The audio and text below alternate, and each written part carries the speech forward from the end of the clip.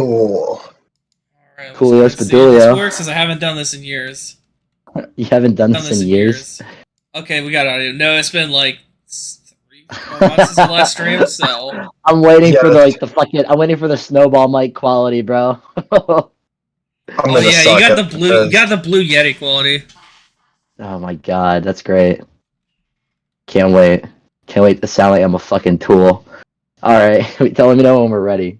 Yeah, we started. I'm starting streaming now. Oh, that's cool. That's cool. Okay, that's not that bad. Alright. So, Alex, do your introduction thingy. Hello and welcome to the comic, or right now it's Avengers Assemble. Cool. I am MCU Man. This is SSJ Mike. Hey guys. Bolt and Vlad, who was the person leading. I don't know why I saved the best for last, but I did. Sorry, guys. I mean, that's typically how best for last goes, you silly man. Oh, I forgot to turn off my Steam notifications. Hold on. For today's topic, we're going to be discussing recent comics that we've read, and also other books. Novels count too. Novels count. Yeah. Alex, would you like to start us off? Recently, I have been reading from more newer issues. I've read Avengers Inc. issue 2. Mm-hmm. Oh yeah, we need to talk about Avengers Inc. because that is like that's the hot book right now. Yeah, that's all the rage. Al Ewing never disappoints because the first thing that he does is that he kind of like talks about the Vic Sage thing. Not Vic Sage. Think about the question, sorry. Victor Shade thing. For those that don't know, Victor Shade is Vision's alter ego. That's when Vision wants to pretend like he's being a human. So what he does is that he, makes himself look like a hologram person, and he kind of like just walks around, chills out, gets a beer. That's what he does when he doesn't want to be noticed. So he goes by Victor Shade, but Victor Shade has been an identity taken over by David Cannon, or Whirlwind. And the first thing that they do is that they go to what is now the Avengers Mansion, right? The mansion has now been turned into a theme hotel in New York City. Yeah, it's a tourist trap. It's a tourist trap. Yeah. And Spy Master's guys go in there. It's a really good issue. I like how Vision and Victor have a very serious discussion about why the Victor Shade thing is a little inappropriate. Yeah, like they both have like it's like that thing that comic books do where the cover over exaggerates what's actually happening. It's like the cover, it looks like, Victor Shade and Vision are at each other's throats. And more or less in the comic, Vision is just like, I'm not okay with this, bro. He's like, he's gonna condescend to him. He's gonna be like kind of rude to him, but he's like coming from a place and he's not aggressive or anything. If you were to to describe the importance of this book, how would you sell someone on it? I would honestly say, because it's a tertiary Avengers book, I would honestly say it's probably the most important, as it marks a big return for some really big characters. It's kind of hard for me not to spoil it because the first issue already came out and it's everywhere. If you were going to talk about this book, you'd find out it's the return of Hank Pym. Okay. And New York Comic Con. New York Comic Con kind of spoiled what the 5th issue is Hank's leading the Lethal Legion. Yeah. So it's kind of like a return to formula and a mix up at the same time. Yeah, and what apparently it's definitely a mix up for the formula. Yeah, it's like the return to formula is like, oh yeah, this big name that we haven't had in a long time for years is now making his big return, but it's like it's not gonna be the same. This is not like the same situation that you've been used to with Hank. Yeah. He's not Ultron. He's not Ultron anymore, but weirdly enough, he's elderly, and I think myself and Bolt have had a conversation about this, where I think that is more MCU synergy right there. Yeah. Well, the thing with that is, like, they're always gonna synergize more with the MCU. I mean, I could be wrong. They haven't really done anything super much with Hank ever since, I guess, like the Ant-Man films came out. Really, they've basically been leaning on Scott for most of it. So yeah, I assume it is some sort of synergy. Yeah, part of it we was haven't had dead for part of it, but there just haven't been a lot of Scott stories in like other media besides the comics. yeah, Like it's mainly just like Scott Lang and shit. Who's that other one that like that guy's creepy. I don't even want to talk about him. You talking about the freak who was like doing the gross shit to yeah, I don't even want to go into it. It's disgusting. Alex, you know who I'm talking about. The guy who would like peep on people in the shower when he goes small. He's back too. Yeah. Oh my god, I hate that guy. The irredeemable Ant-Man. Yeah. He's working with Hank, and that seems to have a lot of people, and their Jimmy twist. I think that was. That guy's a freak. I don't blame him. I think it was a connection because they had that Ant-Man celebration book like a few months back. Mm-hmm. What was it like? The Ant-Man's like it was the Ant-Man's. Oh, it was the anniversary. Yeah, it was the anniversary. Yeah, had all the Ant-Mans come back together. It's Eric O'Grady. That's what it is. Yeah. Also, we got some Razma Hotra coming up in here. Razma Hotra has never been seen. Razma Hotra is MIA, bro. Razma Hotra. Yeah, so he is currently Giant Man. Giant Man. He's the last place he was seen was honestly War of the Realms. That was the last place we saw him, and he hasn't shown up since. Yeah, he was set in place by Scott is the one who actually helped and kind of set him up as like the Giant Man, and he was supposed to be kind of like he's this guy who's kind of like seemingly worthless, but like Scott trusted him to like have the suit, and it's more part of his arc than it really was setting him up as a character. I think they tried to get him to work, but he doesn't really work outside of the context of like him being like with Scott. Which just reminds me, Hank coming back, all of his identities have been taken. Yeah. Like Yellow Jackets. They're gone. Yeah, no, people. There are people who are currently using those aliases. Like somebody is Yellow Jacket. We do have Ant-Man's being used currently. We have Giant Man, and Goliath is still in use. Who's using Goliath? Bob Foster. It's Bill's brother. It's kind of interesting. So yeah, the fact that Hank is back, but he can't use anything, he's just probably going to go back to Professor Pym, like he did back in the 80s. Yeah. I mean, it gives them more space to work though. When it's like, oh yeah, it seems like what kind of creative stories they can come up with without all like the interesting concepts we know about Hank Pym. It's like, all right, let's see them try and be a little bit original here. You know, it's like let's see them do stories that we haven't seen done before, without all the stuff that we consider interesting. It's like what Peter David did to the Hulk when he first came along and like introduced all the personalities. So that was probably one of the best and most interesting runs for the Hulk. When Pete Davidson like introduced all that stuff, but now it's like people are finding it really hard to kind of top that without all those like interesting concepts that pretty much a lot of superheroes in the Marvel universe have went through with like different identities. Even Spider-Man went through like a bunch of different identities before in one of his like sagas. It wasn't as hard hitting as like the characters that fit more for like Hulk and Hank Pym, but still, I love that they're giving Hank a fresh slate with that. Yeah, same. To me, it's a little bit strange that it's kind of going back to that villain route again. I mean, I just kind of didn't like what Shooter did with Hank's like villain path because it just felt forced. It was forced, and it was forced, and the character still pays. The character is still paying for it in some way, shape, or form. Yeah, like that's what people know Hank for now. He's just not being forgiven. Yeah, people won't forgive him. They just won't. And the thing with Hank too is that like, I mean, it's understandable though. It's annoying, but it's understandable.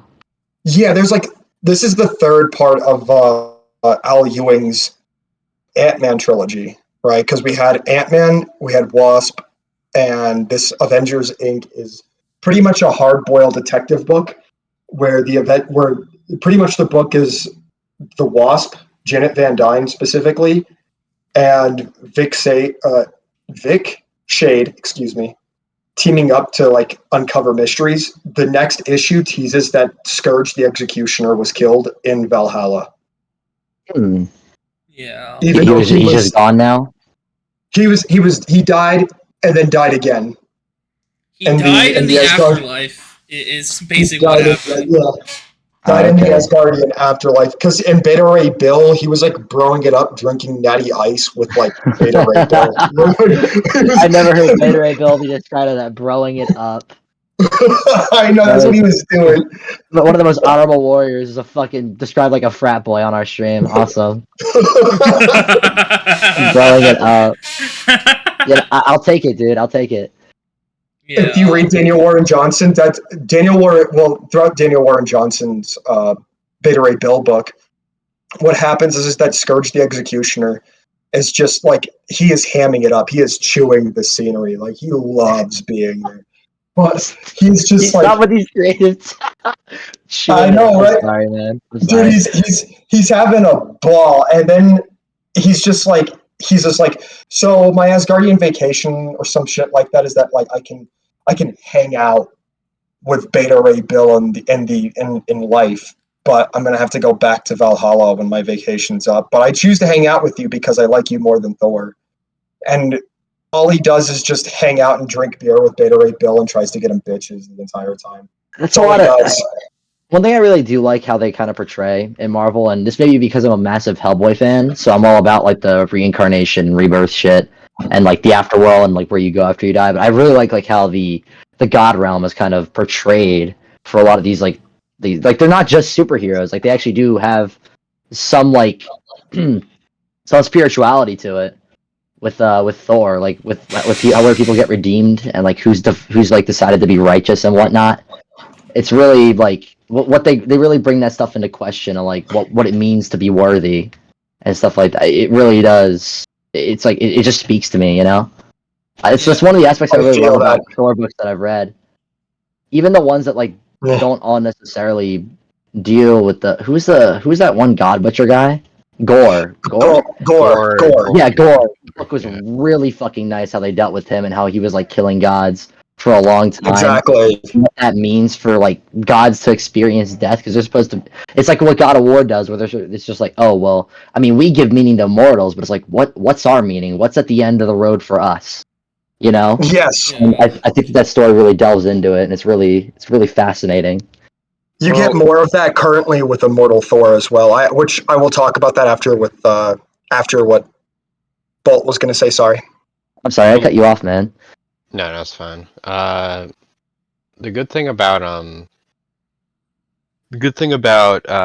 Thor comics, or at least like the ones that I've read, is it's always, you know, a conversation about, because like Thor is often like noted as like one of the most powerful Avengers. He's hypothetically immortal, and he's got all this power and he's got all this responsibility, and it's kind of about like what does that mean for him, and like what type of life and what type of purpose he wants to live. And a lot of like the best comics with him is like him kind of like him realizing like that his stature and like what he does specifically, you know, it might you know make him like a powerful warrior, but sometimes he's looking for something more than that. Yeah, he's looking for meaning, and that's what I think the Thor books do well. Is that especially with Immortal Thor, right? The way that he justifies being on Midgard even after he's the king of Asgard is that there's meaning behind it. That he takes pleasure in providing, you know, giving people peace. Like the thing that I really love about this new Immortal Thor run is that what we're getting is like the god thing, the god tapestry is going to be changed yet again, but this time Thor's mom is behind it. Like his mom is like, oh yeah, you know, we got Loki in on it, we got everybody else in on it. This book, Immortal Thor, if you guys aren't reading it right now, seriously check it out. Al Ewing does not disappoint with Immortal Thor. Yeah, I read that one. That one's a real. That is a good one, especially recently. Because Marvel's been, it's not that Marvel's like doing bad, but it's like you don't really have a lot of stories like Immortal Thor or Thor. Oh my God, Thor! Immortal Thor. Don't I can't wait for that book. Don't dwell on it. Don't dwell on it. I misspoke. My tongue. Immortal Thor. Sometimes the tongue knows exactly what you want to say. Exactly. You're just, yeah. You know what? You got me. Frick. Yeah. So what was I even saying? Right, You were saying, Thor. Immortal Thor. Yeah, you don't get a lot of stories like Gore the God Butcher or like what you were saying with like Avengers New Inc. or whatever, or what was it called? Avengers you don't get Inc. a lot of story. Yeah, Avengers Inc. You don't get a lot of stories like that anymore. Like a lot of stories you get are they're not like bad, but they range from like mediocre to okay. And if you're a Spider-Man fan, you're even more unlucky. But you know. And speaking of which, that's the thing I also want to point out. Jed McKay's Avengers run has been another thing that I really like to talk about whenever we do get the chance. I recommend it to people, and I will say what he just did with this arc with the Ashen Combine was really interesting because it was all of the Avengers fighting the Ashen Combine by themselves, right? But they come together in a really cool way where it's just like it talks about what the Avengers are individually, which I hope for the next arc he does that, what they mean together. But I think he could have like cut it down to like 2 issues. It didn't need to be like 4. It was was weird. Didn't need to be like crazy like that. Yeah, it was, and then but we have a new base for the Avengers. Like they don't have the mansion, they don't have the tower, they don't have the weird, creepy celestial body that they used to hang out in. They right now they have this living city that they live in now. So their new house is this city, and it's a living city that like housed other superheroes in the past, but they don't. But it's the Avengers are like, anybody we know, and the city's like, well, I don't think you would know of them, and then it's just like, yeah, okay, cool. Wonderful. And sorry to break away from this, but we have news about the new Ultimate Spider-Man book. Oh yeah, that's right. There's been news going on for that like for a while now, hasn't there? There has been. This one apparently is about a midlife Spider-Man. Midlife, like 40s, 50s? Yeah, he's like 30, 40 years old. And that's new. They just announced that Peter and MJ are going to be, they're going to have like a full family, so the Spider-Man fandom is kind of going to get what they wanted. Uh-huh. Where it's just like, it's Peter, MJ, and his 2 kids. I mean, I guess that's all you really need to say to get the Spider-Man fans reading. I don't know. Yeah. I'm just tired of that being used as like a marketing tactic, personally. If you're gonna do it, do it. If you're not, don't make it so confusing, bro. It's not enjoyable. Exactly. Will they, won't they bullshit. Spider-Man fans were like, he's gonna have a family? Oh man, I'm totally buying this. Yeah. And the only redeeming quality. And it says nothing about like what the character is really going through. Like, hey, what's his relationship with the world at large? What does he have to say about it? I think more or less it's meant to capitalize. If you're being cynical, it's meant to capitalize over the Peter B. Parker stuff from Into the Spider-Verse. People really like that character, and they basically want to tap into that. I mean, it's probably not going to be Peter B. Parker, at least not like the same character. But it's fundamentally going to be the same character. The way that Hickman pitched I wasn't the even book thinking about that, but you're kind of right. Sorry, Alex. The way that, oh no, I agree with them. The way that like the book is being pitched was that apparently Jonathan Hickman said it's Ultimate Peter B. Parker is the way that he put it. That's the pitch. That's right. I don't hate that. I just wish that they like did something a little bit more original. That's what I'm saying. Yeah. Like people soyed out over Peter B. Parker, and they're like, we got to capitalize on that soy. Soy. Oh my god! But like the thing that I appreciate out of this is that the Ultimate Universe is going back to its roots, being the thing that is experimental. Like we're gonna see newer stories being told, newer twists and turns. Like, who knows? My boy Scorpion might come back. You know, we're gonna get an Ultimate Scorpion and Ultimate Venom. That's probably better than Spider-Man 2.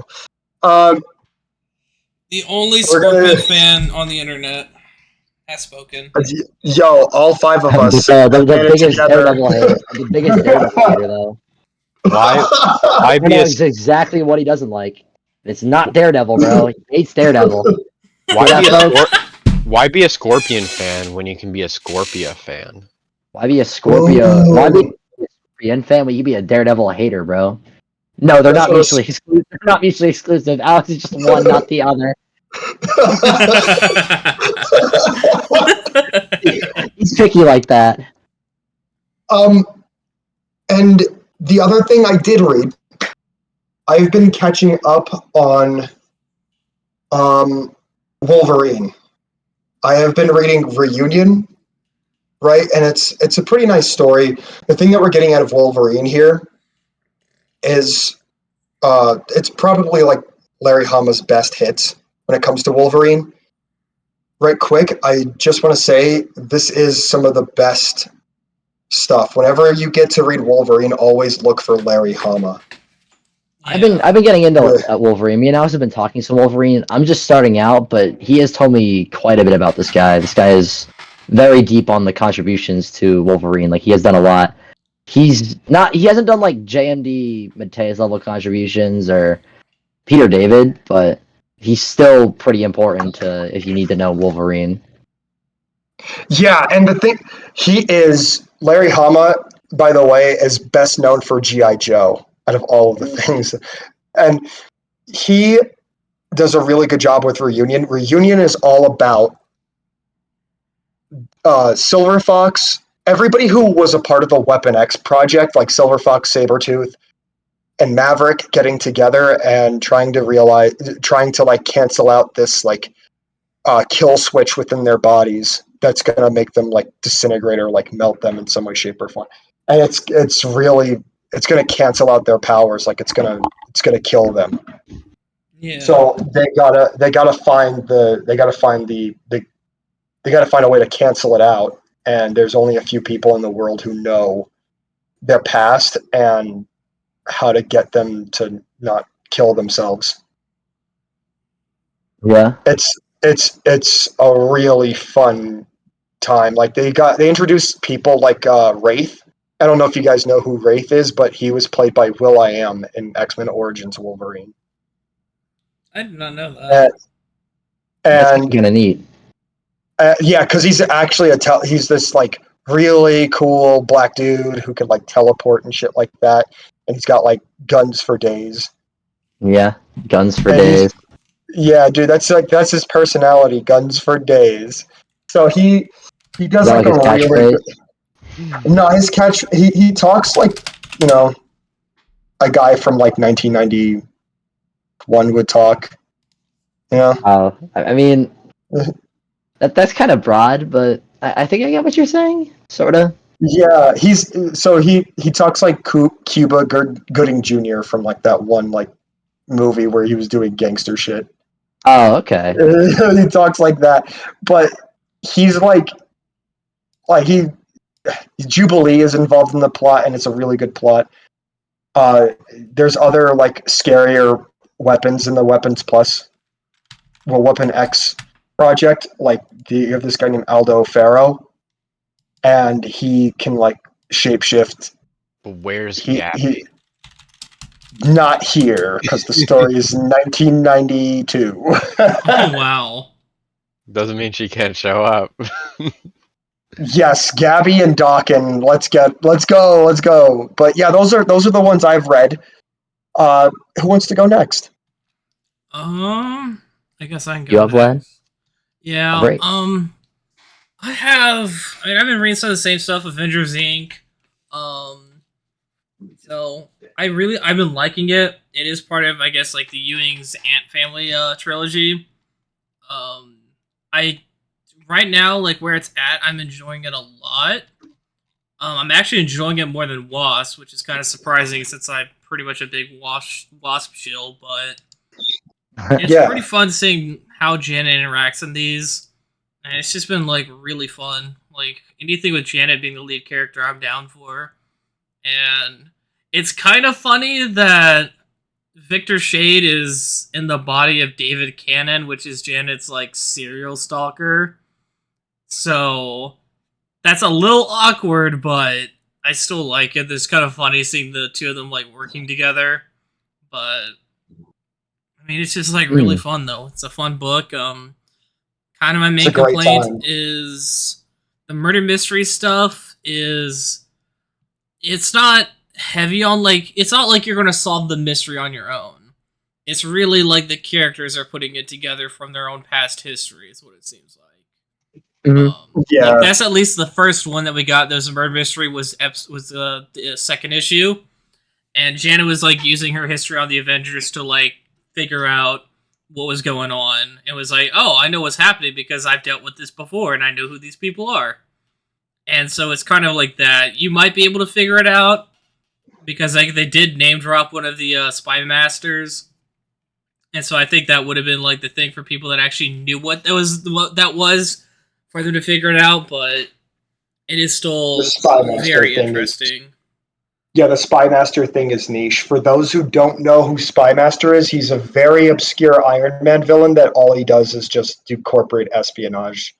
And he's as you can tell by the name, he's not a very good spy. Except that they like to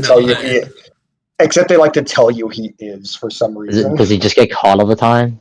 Yes. That's what he does by guys like Iron Man and shit like that catch him. I mean, that's not an insult, bro. Iron Man's like one of the top brains in the Marvel universe. Yeah, that is a good point. You know, if you're going to get caught by someone, it better not be like the normal fucking government.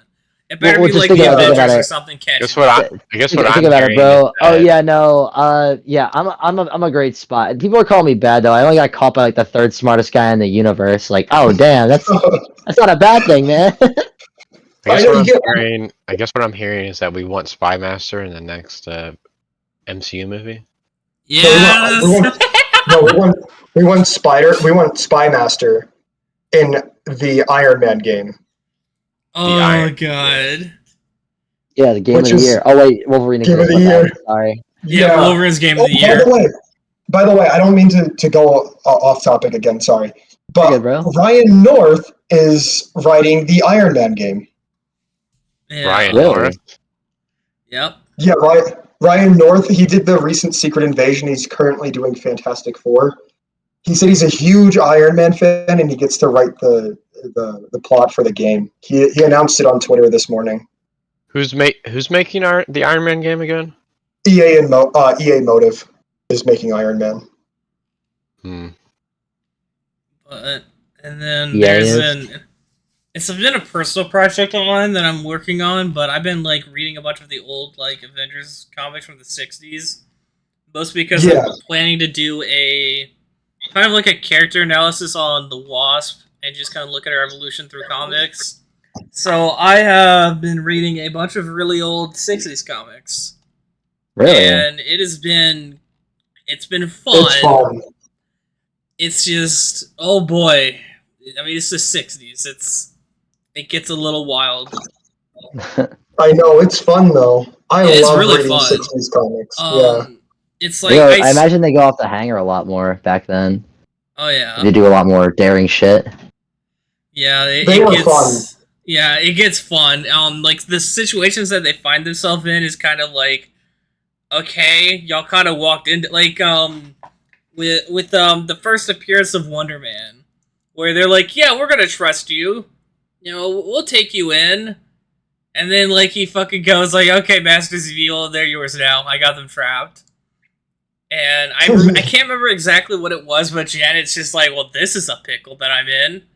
Well, to be fair to that, that happened in a lot of old comics. Yeah. Where like the villains would outsmart the heroes like really, in a very cheesy way. I remember an old Iron Man comic that I read where like they tricked like Iron Man with a woman, and it's like just I mean, if you're gonna get me into a cage, that's the fastest way to do it. So the other thing, The other thing about that too is that I've noticed this about 60s comics, especially with the Avengers. It's just like they, out of all of the teams in the comics and like between Marvel and DC at the time, felt more like a team because they were working as a team. Yeah. Mm-hmm. Like they actually built off of each other's strengths. That's true. But what you said was kind of vague. Could you elaborate more? Like when you said like Iron Man getting like trapped because they had to like use a woman. I think I can't remember because there was I don't remember if it was like I don't remember if it was Madame Mask or if it was Black Widow or something. But I remember there was an issue where they just like were trying to trick Iron Man into like finding like where his suits were and like he almost like revealed where he's like some kind of secret or something to the woman, and he's like, wait, I can't just reveal this to anyone. And then like he overhears them like saying like, I almost tricked him. The strategy was just put out a person decoy so Iron Man can just blindly trust them, I guess. Yeah, that is kind of weird. That does sound like Madame Mask's MO. I mean, that happens. I mean, it's not a problem, but it's not. It's just it can just be corny sometimes. It's just there was a lot of like old comics that like where it was the trope was like to trap the hero and then like have them like escape a trap. I mean, what that happened like in the old Batman cartoons too, where like Batman would get like stuck in a Twizzler machine. And then, like, he had to escape or something. Yeah. They're at least, like, self-aware with it. Like, a lot of the old shit Batman would do, like, before he became more darker in tone. We're talking, like, 30s.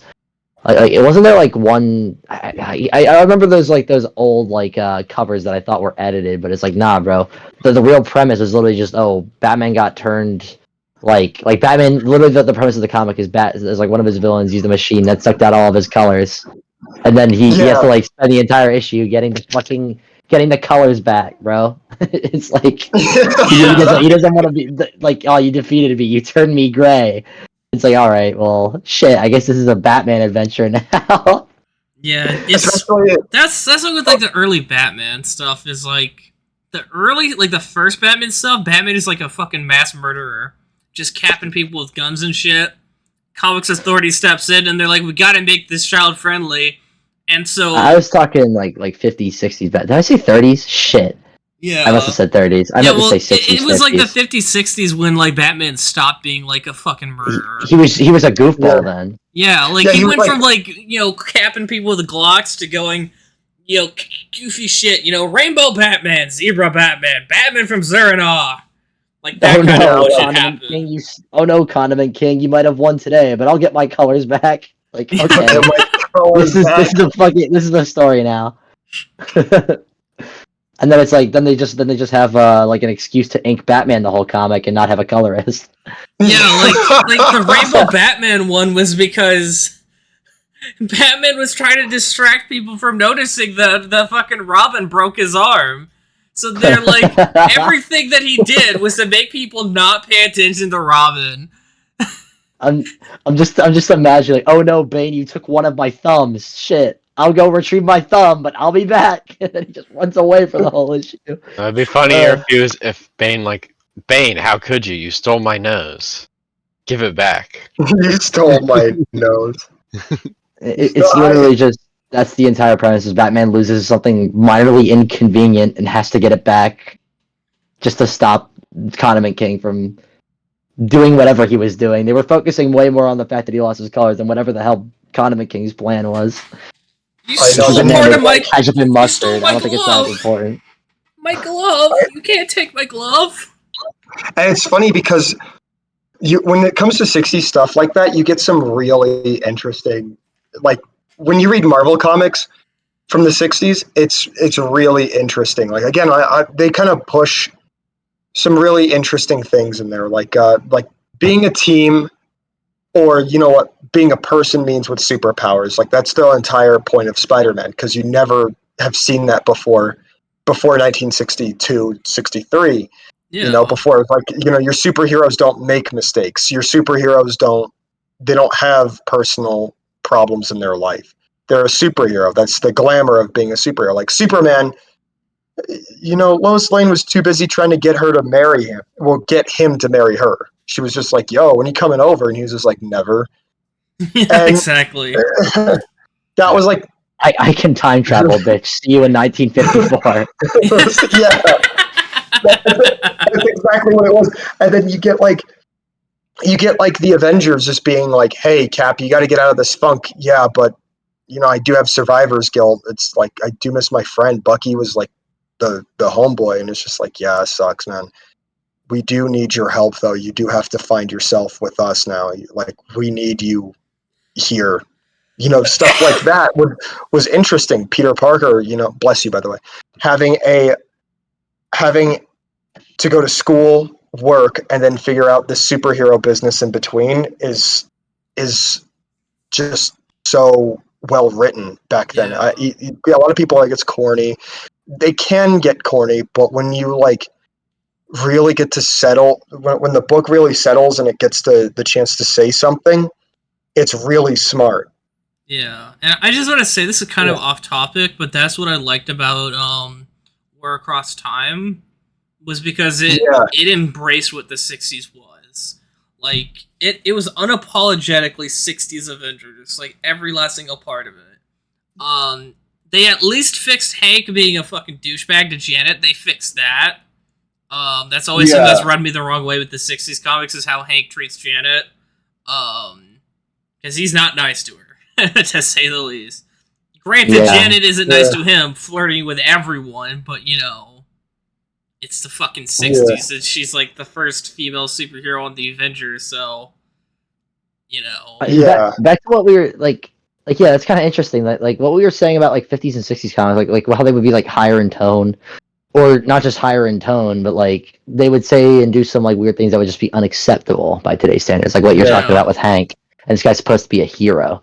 I think that's what made like Marvel, like when we talk about like Spider-Man, the more darker themes, because like the DC universe around that time was just more like kind of like Adventure of the Week type stuff, and you'd have that with Spider-Man, but a lot of it seemed more episodic by comparison. Like when we got into the stuff with like the Green Goblin, like a couple of years later, and stuff like that, like that's when people were really like, damn, like this is really starting to have weight. This is like packing a punch. It's not just a comic I'm reading to get through the day. Yeah, it's like an actual kind of story. Not saying that DC didn't have stories, because they had a couple of those with like stories like Jason Todd, like the death of Jason Todd and whatnot. But it's like people they kind of got lazy with that came one. After I think Spider-Man. It did. But the funny thing about that was, another thing about Jason Todd was they literally just had like, they were like, fuck it, let's leave it up to the viewers, and they hosted like a poll, didn't they? Yeah, they did. Okay, they had a do you want poll, and Jason everyone Todd was to like, live kill or the die? motherfucker. This guy's boring, I don't like him. Jason Todd's underrated. I like Jason Todd, by the way.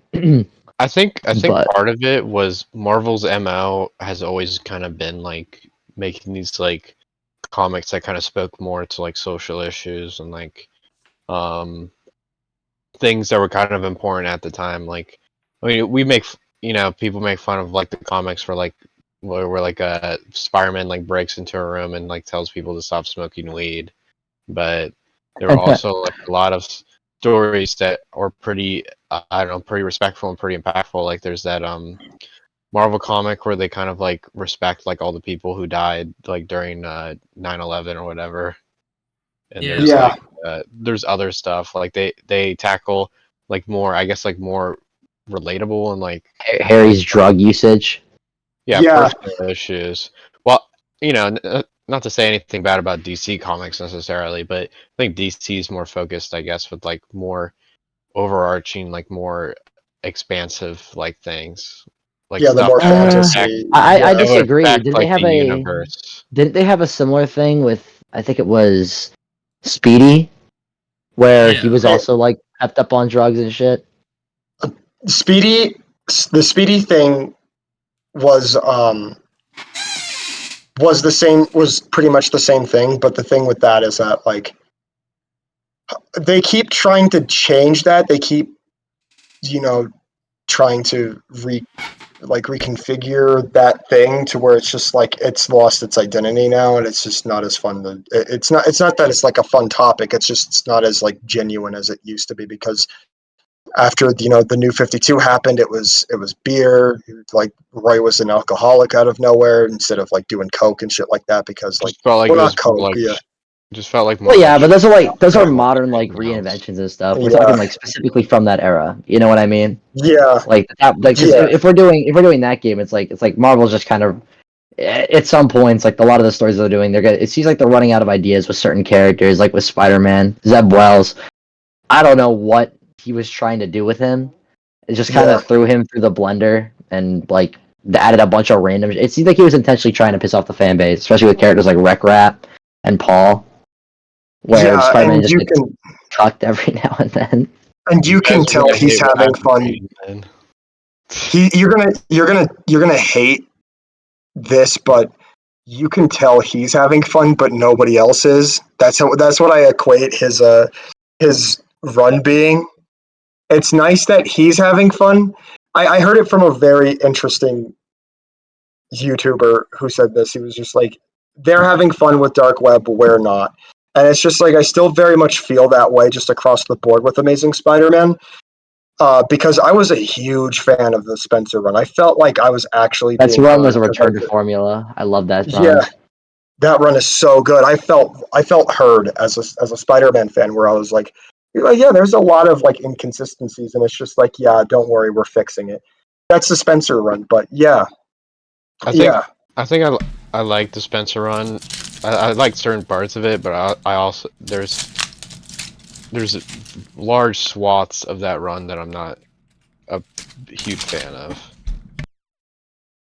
I think oh part of no, that there's like is like, it's hit or miss with a lot of them. well, I think the problem I have is it kind of felt like Nick Spencer was trying to like fix Spider-Man instead of like writing Spider-Man, Yeah, if that makes sense. Because like everyone's like, oh yeah, when are you gonna fix no more day, one more day, Or or day. yeah, when are you gonna fix this? When are you gonna fix this? When are you gonna?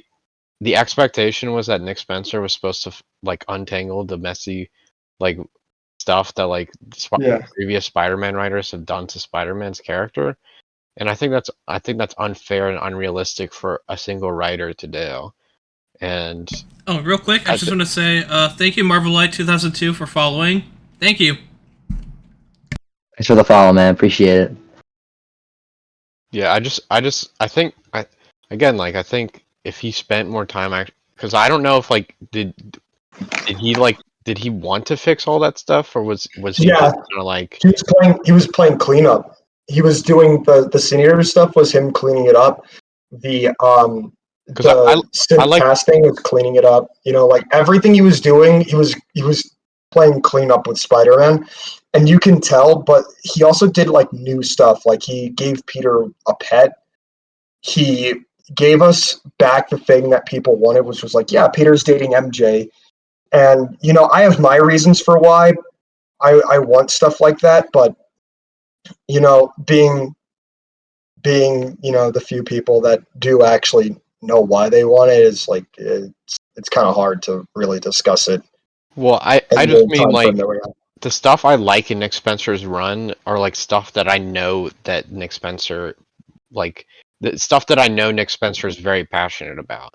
Like Yeah, because there's stuff in that run that I know like pretty well that he probably wasn't that interested in doing, but he just had to do it. Because like when I see yeah, him write like with boomerangs, like friendship with like Peter, that's something that like I think like he was actually interested in writing, because they had several like mini arcs and several like issues yeah, where it kind of developed that friendship and kind of like and kind of explained yeah, it. And Boomerang was like a character that he wrote in a previous comic with the Superior Foes of Spider-Man, and it's something that like I think he yeah. He made him an was idiot, very interested in. but he was always an idiot. He was an idiot that could go toe to toe with the Hulk for some reason.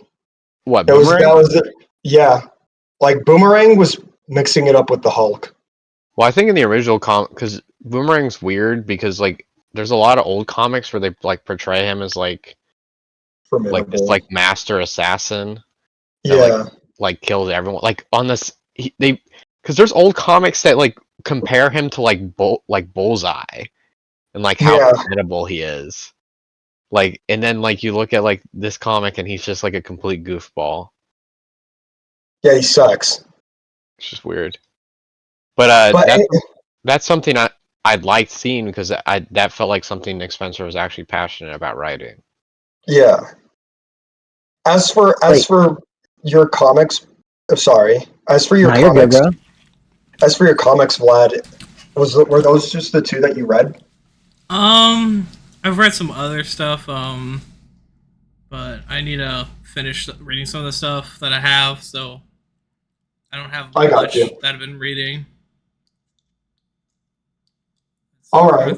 So before we move on to our next topic, I do want to discuss our next reader here. I do want to discuss that we are kind of excited for Superstar Creative Team, Chip Zdarsky and Daniel Acuna's Avengers Twilight. This is set to be like the Avengers, like Dark Knight Returns sort of thing. The description of it is: in a gleaming new world of prosperity, Captain America is no more, but Steve Rogers still exists. Floating through an America where freedom is an illusion, where the Avengers are strangers and his friends are long dead. But is the dream dead? How do you assemble Avengers in a world that doesn't want them? This is the description for, Chip Zdarsky, superstar writer at Marvel right now, doing stuff like Spider-Man Life Story, Daredevil, and he did another thing. Damn, blanking. Are you talking about recent stuff with Chip? Yeah. I think he do. I think I know what you're talking about. He did something somewhat recently. Yeah. He's not on Daredevil anymore. But anyway, the tagline of the Avengers Twilight book is "The future needs to be avenged," and I just want to gauge how everybody else feels about this book. Sorry, I got a text from my boss. What's the book? Avengers Twilight. It's pretty much the Avengers Dark Knight Returns. I actually haven't read that book. It's coming Avengers Dark Knight Returns. So it's like Avengers, but like what, 50 years in the future after they're retired, making a comeback. They're dead or retired, and Steve Rogers as Captain America is going to reassemble them. But the book asks, how do you assemble a group of Avengers in a world that doesn't want them? That is a very new question that hasn't been asked before. Like, because what's it called? The next Avengers movie kind of did like the Dark Knight Returns aspect, but a more grim tale where it's like, oh yeah, no, they're not retired, they're gone, and the world's destroyed. So it doesn't really tackle they're retired, but like nobody wants them back. Like, they left because there was nobody that really likes or enjoys the Avengers, thinks that they're threats. Yeah. It's also kind of interesting with Zdarsky. It's also interesting with Zdarsky, considering that like everybody criticizes his Iron Man for being kind of like bad. So it's interesting to see what he's going to say with Iron Man, the Avengers, and everybody else. Personally, I'm excited for this title. I think this is a big title, and I want more Marvel graphic novels like this. It's not going to be a graphic novel. It's not going to release like that's going to be issue to issue. It's a mini, but it's the last Avengers story. And while they've done this before with Peter David, I want to see what Chip Zdarsky has to say. I'm genuinely interested on his take on the Avengers. Yeah. Interested. The moment that it fucking pisses me off, I'm gonna put it down. The likelihood of it pissing you off, bro. Oh, it's like 100%. But it's like, why would you read it then? It's like, no, I'm gonna keep it real. It's like a 70% because, like, hopefully he actually says something smart with Iron Man this time. Okay. Yeah. We know how your feelings with Iron Man is. Yeah.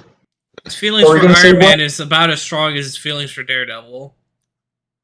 Yeah, it's like we're polar opposites, me and Zdarsky. What were you gonna say though, Glenn? Yeah, I'm interested to see what this is. Because, like, it's a very interesting concept, especially if, like, all the Avengers are dead except Steve. Because that super soldier serum, whatever happened. Because he got brought back from the dead.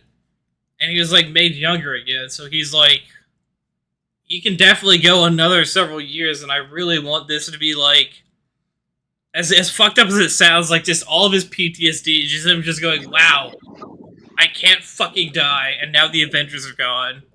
What the fuck is happening? I remember everything. Yeah, he remembers everything. Especially if the world is all fucked up now, like some like dictatorship or something's like taken over, or some shit like that happens. So he's just there like, I remember the failure, I remember what happened, I remember everything. You guys are like I can't wait for him to suffer. That's gonna be so satisfying. I know, but it would be interesting.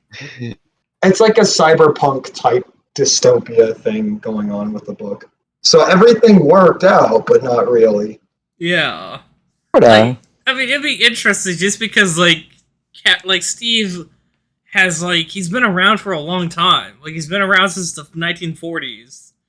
And if he's still alive in this, like, dystopian future, it's like, he has seen some shit. He has been through some shit. And I think that'd be more interesting storytelling is to focus on that. His experiences and everything. I think that's why he's the main character. Does anybody else have any, like, thoughts about this? The main character? I was going to say something kind of lukewarm, so I'm going to hold off and think about it a little more. My take was going to be very, like, base level, and I'm not sure if it's accurate. I was going to say the story kind of reminds me of The Last Ronin in a way, with Steve.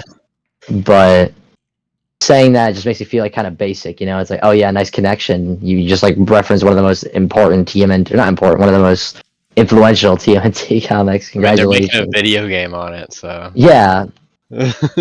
No, I don't think that's basic. I think that's interesting because I didn't even see that one coming. What, Last Ronin? Yeah, the Last Ronin comparison. Like I didn't think that. If we're talking about like the Steve Rogers thing, where it's like, oh yeah, he's the one that's like the oldest one here and retains all the information. He's not like ages, like time isn't affecting him as harshly as it is everybody else. Oh, one thing I just thought about is what are they gonna do with Thor? Because how Asgardians work? I think they established. He just probably. I mean, if you want to do like they kind of did the same thing with If you ever watched that animated movie, The Next Avengers. The one with, like, the kids and stuff, they established that Thor can't leave Asgard because he's like the king. That's kind of. I wonder how they would if you could dedicate a storyline to Thor in that universe where it's like he's just like wondering how his friends are doing. He's like, oh, half of them are old and decrepit and are dying. This is like, and last time I saw them, they were in good health. I haven't seen them in so long. I haven't been around. It's like, could you imagine the guilt that washes over him from that? I think the last time Thor left, this is an interesting topic. So back during the Jeff Johns Avengers run, Johns established that Asgard not Johns, but like Asgard made it to Earth, and it was kind of like just sitting over Central Park, right, for a little bit. Asgard's been to Earth like several times, but what had happened is that Thor kind of took matters into his own hands as Symkaria and Latveria. Well, Symkaria and another neighboring country were going toe-to-toe with one another. Thor stepped in and caused an international incident, and the Avengers were noticing that he kind of took it a little too far, and it took Cap and Iron Man to tell him to stop, but he said he will never see them again. And then he left. Yeah. Like, there's kind of rough. They could do the same, but then Thor did come back because that story was like 2003, 2004, something like that. And now they could do like the same, which did kind of like make way for shit like New Avengers and like, you know, Mighty Avengers and stuff like that. But with this story being the way that it is, I am kind of interested. I never thought about like Steve being there. Being like, yeah, I remember all of it. And there's Oh, another Avenger that makes it into the story if you watch the comic trailer. I know comics have trailers, kind of funny. Miss Marvel Be is right in the back, book. guys. Sorry. Miss Marvel is in the book, so she actually has like a big presence within the story. Yeah. Miss Marvel, you mean like the Kamala? Kamala? Yeah. Yeah, I guess that makes sense. I guess like the book will be dependent on whether or not like what direction they would go for.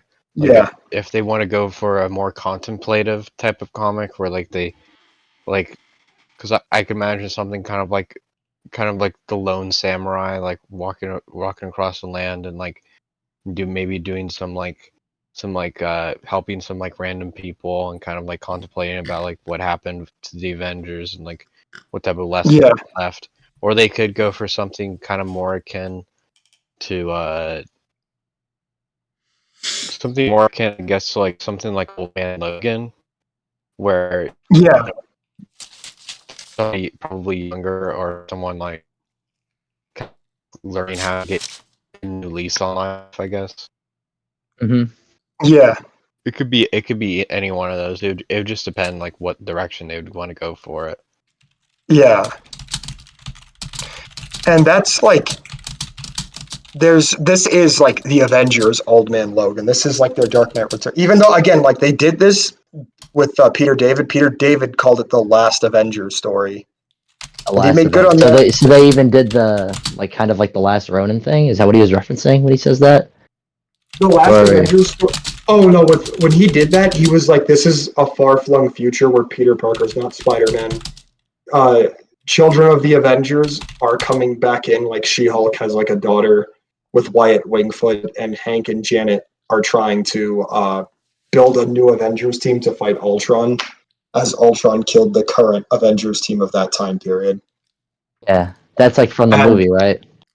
This is not from the movie. This is from the that book, reminds me of that Peter movie. David. Hank's Yeah, dead in that future, isn't he? he is. In that future, he's dead. Damn, that sucks. And in this future, he died. Oh, I don't want to say that. You guys haven't read it. It's a good story. Rose just spoiled everything. In this future, so we all slip. It's okay. who wants to go next in terms of comics? Oh, I can go. You want to go? So Cool. yeah, I've been reading some I've been reading some Jujutsu Kaisen. Like I've been rereading it. I told Alex about a bit of it, but essentially the premise is in this world there's these things called curses which are literally like the spiritual manifestation of human negative emotion. And what they have for these curses, it's called Jujutsu sorcerers, who are people who learn how to can use like negative energy to their advantage. Like they can use it for like attacks and whatnot. And they keep society safe. They're rare as hell though. They make up like there's probably like around Japan has the most, and there's only like 50 Jujutsu sorcerers in Japan. So like across the world, they are a minority. But essentially, like kind of the premise of this book is this kid named Yuji, who was like in high school.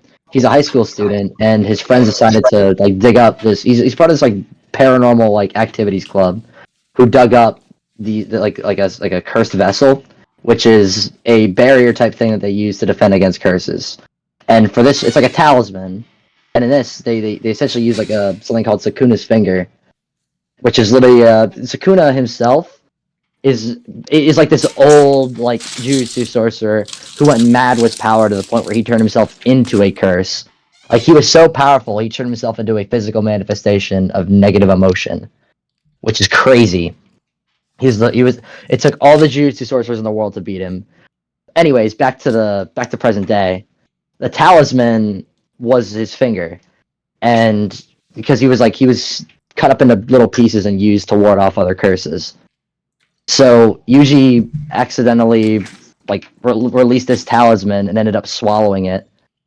And what that means is now Sukuna will possess you. Like basically, if you swallow one of his like body parts, he will take over now. And now he became now that he is Sukuna's vessel, he is now targeted by the Jujutsu Sorcerer Society. So now it's like this Gojo, the world's strongest Jujutsu sorcerer, is trying to keep him alive because he wants to give. He feels bad for him. He wants to give him a chance. But the higher ups of the Jujutsu Society are trying to be like, nah, he's too dangerous. We got to kill him now. And Gojo's like, man, I hate the higher ups. They act on fear. All they do is control people with nothing but fear, and they wonder why curses run through society. And he's like, so what he's trying to do is like he wants to reset Jujutsu Society, and he basically gives an option to Yuji. It's like, okay, so this is the options right now. We'll postpone your execution, but what we're gonna do is we're gonna seek out all the other like parts of Sukuna and have you swallow those. So we'll have all of Sukuna to kill like when we have to execute you. This is the only solution that he could have. This is the only solution he could think of because it's like the higher ups want him dead. So all he's doing is like prolonging that so he can think of something in the meantime. And Yuji, the great character arc of Yuji in like this entire thing is like, okay, well I'm going to die. Like my death is coming way sooner than I ever imagined. Because when you're going through life, you're not really thinking about it. But when you know, like, a specific date that it's going to happen, he's like, okay, I'm not going to worry about, like, how to survive this. I'm going to worry about how to keep on living with this without any regrets. I'm going to surround myself with people and friends and become strong. I'm not going to die alone.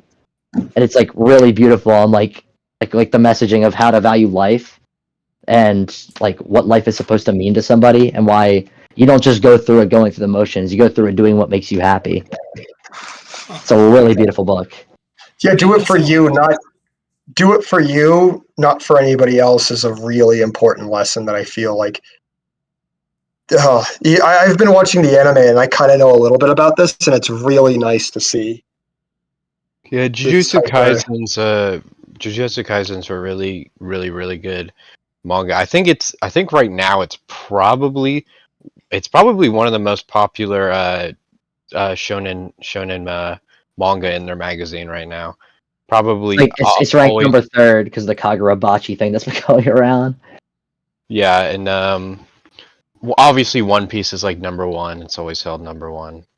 Yeah, for quite some time, couple of years, like 20, not 20, like 15. Sorry. And then number 2 is, what do you say is number 2? Did you say what number 2 is Kagurabachi because of that joke that's been going around where people would just read it, like they kind of like turn it into a joke. And then it's like, oh wait, we actually just gave them a lot of views, and now they're like number 2. Is that really number 2? Yeah, I'll show you. It's at least on Manga Plus. I don't know about for the magazine in general because Manga Plus is like that includes people who don't want to pay for the book, who just like read it. But when we go in by shonen views, it doesn't really include a lot of people. It does, but the idea is those are people who buy it. But they also don't realize that a lot of the community doesn't like using Viz translations. So. Oh, wait! I know what series this is. I've seen it. Yeah, people have been gassing it up as a joke. Because like the idea is there's like a lot of people in like the anime community can be kind of like, oh, pick a side, One Piece fan, Boruto fan, all that other stuff, and they've just been like trolling each other for decades. And like they trolled right it now, into being number 2. They trolled it into being number 2. Yeah, it only has 5 chapters and it's already number 2. Okay. Like there's been memes like where they put Peter Griffin as Kagurabachi and stuff like that. It's really people went over the top with it. It was funny as hell. They basically just trolled an entire like comic into being number 2. Okay, what's the actual number 2 before Kagurabachi? I think it was like I don't remember. I think it might have been Chainsaw Man. Yeah, I guess that makes sense. Chainsaw Man's over though, isn't it? No, the first part of it was. It's on its second part now. No, I'm talking about the manga. Yeah, no, the manga. It's not over. Oh, I thought they finished the manga. No. the first part is like that was part 1. Are you talking about like when they ended with Makima and stuff like that? No, I thought they went further than that. I thought I remembered somebody telling because somebody told me. I don't remember who it was. Someone told me that like he's like, dude, it's the perfect time to read Chainsaw Man because the manga's over. And it wasn't. They just went on break for like a year. Oh, okay. Yeah. Yeah. Like I think like the one I'm waiting for the finish right now is Black Clover, but that's gonna take forever. Oh, I love Black Clover. Black Clover switched to like It switched to a different like Jump series, and now it's gonna take like the next chapter's in December, right? Yeah, so instead of making a chapter every week, I think he's gonna try to make a chapter like every month.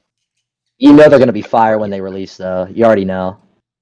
Well, but also like if you were reading Black Clover during like the War on Diamond Kingdom arc, those chapters were like notoriously short.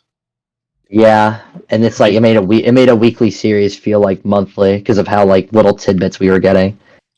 I think the author of that book, Yuki Tabata. yeah, Yuki Tabata. I think he had health issues at the time too.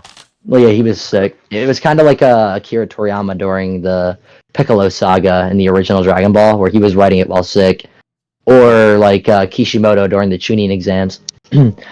Those arcs were like notorious for the writer just being like completely out of it while writing it, like a couple hundreds of chapters. Don't even mention the writer of Hunter x Hunter. Yeah. He's doing way better now. He's doing way better now. Yeah, but he's never gonna finish that manga. It's never happening. No, he actually is already continuing production, and he's in like a lot better health. No, I know he's in production, but like he's at a point in the manga where I can't see that ending in the next like 2 or 3 years of production. It really depends on how much he pumps into it. Because he introduced the concept of the Dark Continent, which is like a completely new area of, it's a huge area of like the world that's like hasn't been explored at all. Yeah, it's a complete mystery. It's a blank check. But I feel like if you dedicate an entire like arc to that, like you could theoretically, depending on where you take the characters in that arc, finish off Hunter x Hunter. I just don't want to turn it into like I don't want it to turn into like a, I guess like a Berserk situation where he dies before he actually finishes like his actual work. I mean, that could happen with any book, really. It's an unfortunate like scenario like that. I don't think it's going to. It really depends.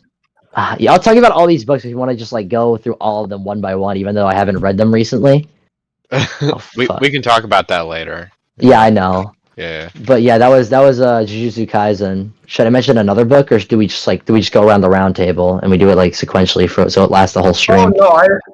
I've done my two. Vlad's done his. You're next, and then Bolt's. Well, no, Bolt's next after you. I'll do 3, or I'll do 2 because I have other things that I want to talk about. I haven't read the other ones that I want to talk about lately or recently, but I'm just saving them in the back because I remember them pretty decently. So the next one that I want to bring up is Abe Sapien: The Dark and Terrible. That was a book that I read recently. Now, for those who don't know, Abe Sapien is a Hellboy character, which is a character from Mike Mignola's own series, famous artist. The old Hellboy movies from like the 2004 and 2008 might ring a bell. Yeah. But essentially, Abe Sapien, the Dark and Terrible, is about Abe Sapien after he goes AWOL. Because this is after Hellboy Volume 2, like it's sometime after Hellboy Volume 2, Omnibus Edition, where Hellboy leaves the BPRD because of how people like him are being treated, and and Abe Sapien's kind of left to like pick up the scraps. And he has like all this pressure weight on him when he's just like used to taking orders. So after figuring out like that the BPRD is just like using people like him, like he figures out that a Wendigo that they saved a while back, this guy named Daryl, who became a cannibal. Yeah, he's this guy named Daryl who became a cannibal, who was sent into like the help center of the BPRD to like kind of get out of that spot in his life. But during BPRD Play of Frogs, Abe Sapien realized, oh shit, they just turned him into a weapon. They didn't try to help him or cure him at all, because they sent out a Wendigo like named Project D to go like stop Ben Daimyo, who's this like were-leopard guy who has to constantly take like sterilizers in order to like stop from freaking out and going berserk. And in this mission, they fought like a giant like monster, which was too much for him, and he had to like let himself go. And after he defeated the monster, he just started going crazy on all his friends. So the BPRD sent out a Wendigo that was familiar to Abe, So Abe went AWOL and essentially did some soul searching. So while he walks into this like abandoned farm town, he's like wearing a coat over his face and like keeping to himself because he knows that he doesn't look normal. Like nobody's gonna like want to talk to him because he's this giant fish man. I'll send images in Gen Chat. I don't know if you can like show it in the stream, but like, where is it? Yeah, this is essentially like where Abe starts to have like his memories of his old life come back to him because Abe starts to figure out that he was actually a professor from the 18th century who was abducted by aliens and turned into like a fishman, which is supposed to be like the new race of humans according to them, called an ichthyosapien. So essentially on this soul searching journey, the more Abe like finds out about his past, the more he kind of like evolves and changes. So it's like as his mental state and his knowledge of what's been going on, like as he grows in knowledge of what's been going on, like with the BPRD and his life, the more he changes physically, like looking less human and starting to become more like lagoonish. I'll send images in Gen Chat again. But yeah, by the end of the story, it's like we figure out that the old part of him, because he's a completely different person now, but he still has the memory of who he used to be in his head. So every single time he'll be trying to make a decision, he'll have who he used to be talking to him and like kind of telling him, like, is this what you want to be? Like, the world is evolving, Abe. Do you still want to be a monster shooting guns at other monsters? And that's kind of like his character arc before he decides to go back to the BPRD, because he realizes in that place of power, he can actually influence people and like change how things are being run. Because he has like a position of authority there, and to throw that away would be a wasted opportunity. Hellboy did it because he has his like he just couldn't handle the stress. But that's the difference between Hellboy and Abe Sapien. Hellboy is just tired of having to put up with all of the responsibility, and Abe Sapien is like just getting used to that and realizing, hey, I can actually make a difference here. I can things are shit now. People are using me, but I can turn that around over time.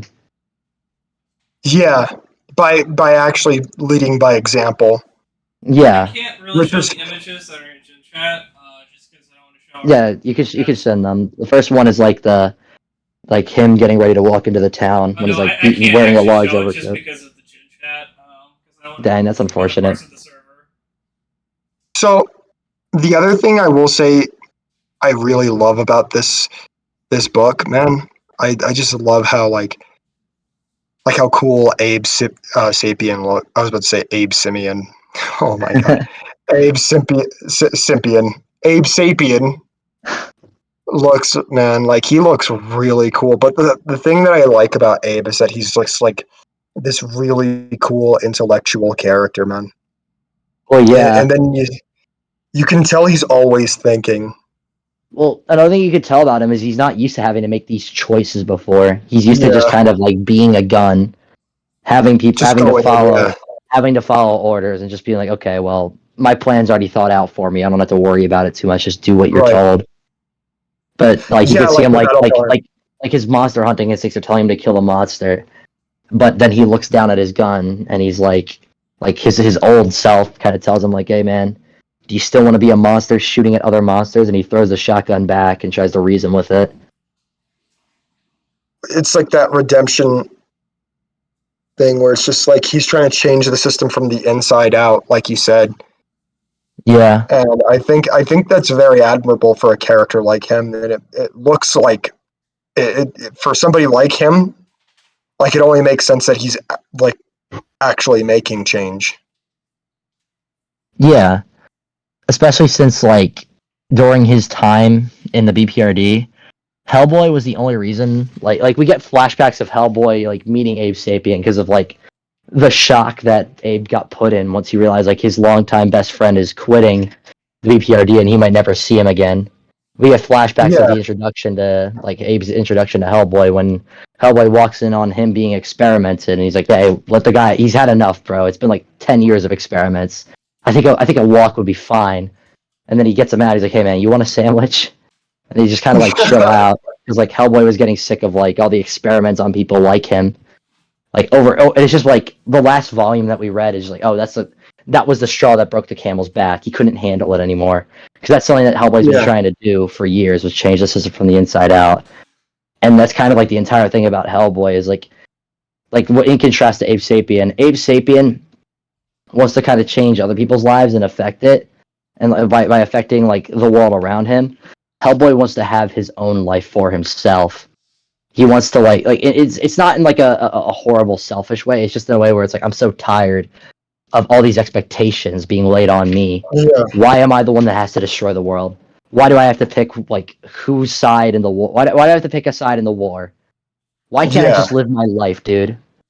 Whereas Ape Sapien's like, nah, I don't agree with what they're doing, but if I stick with it, I can affect the system. I can change it.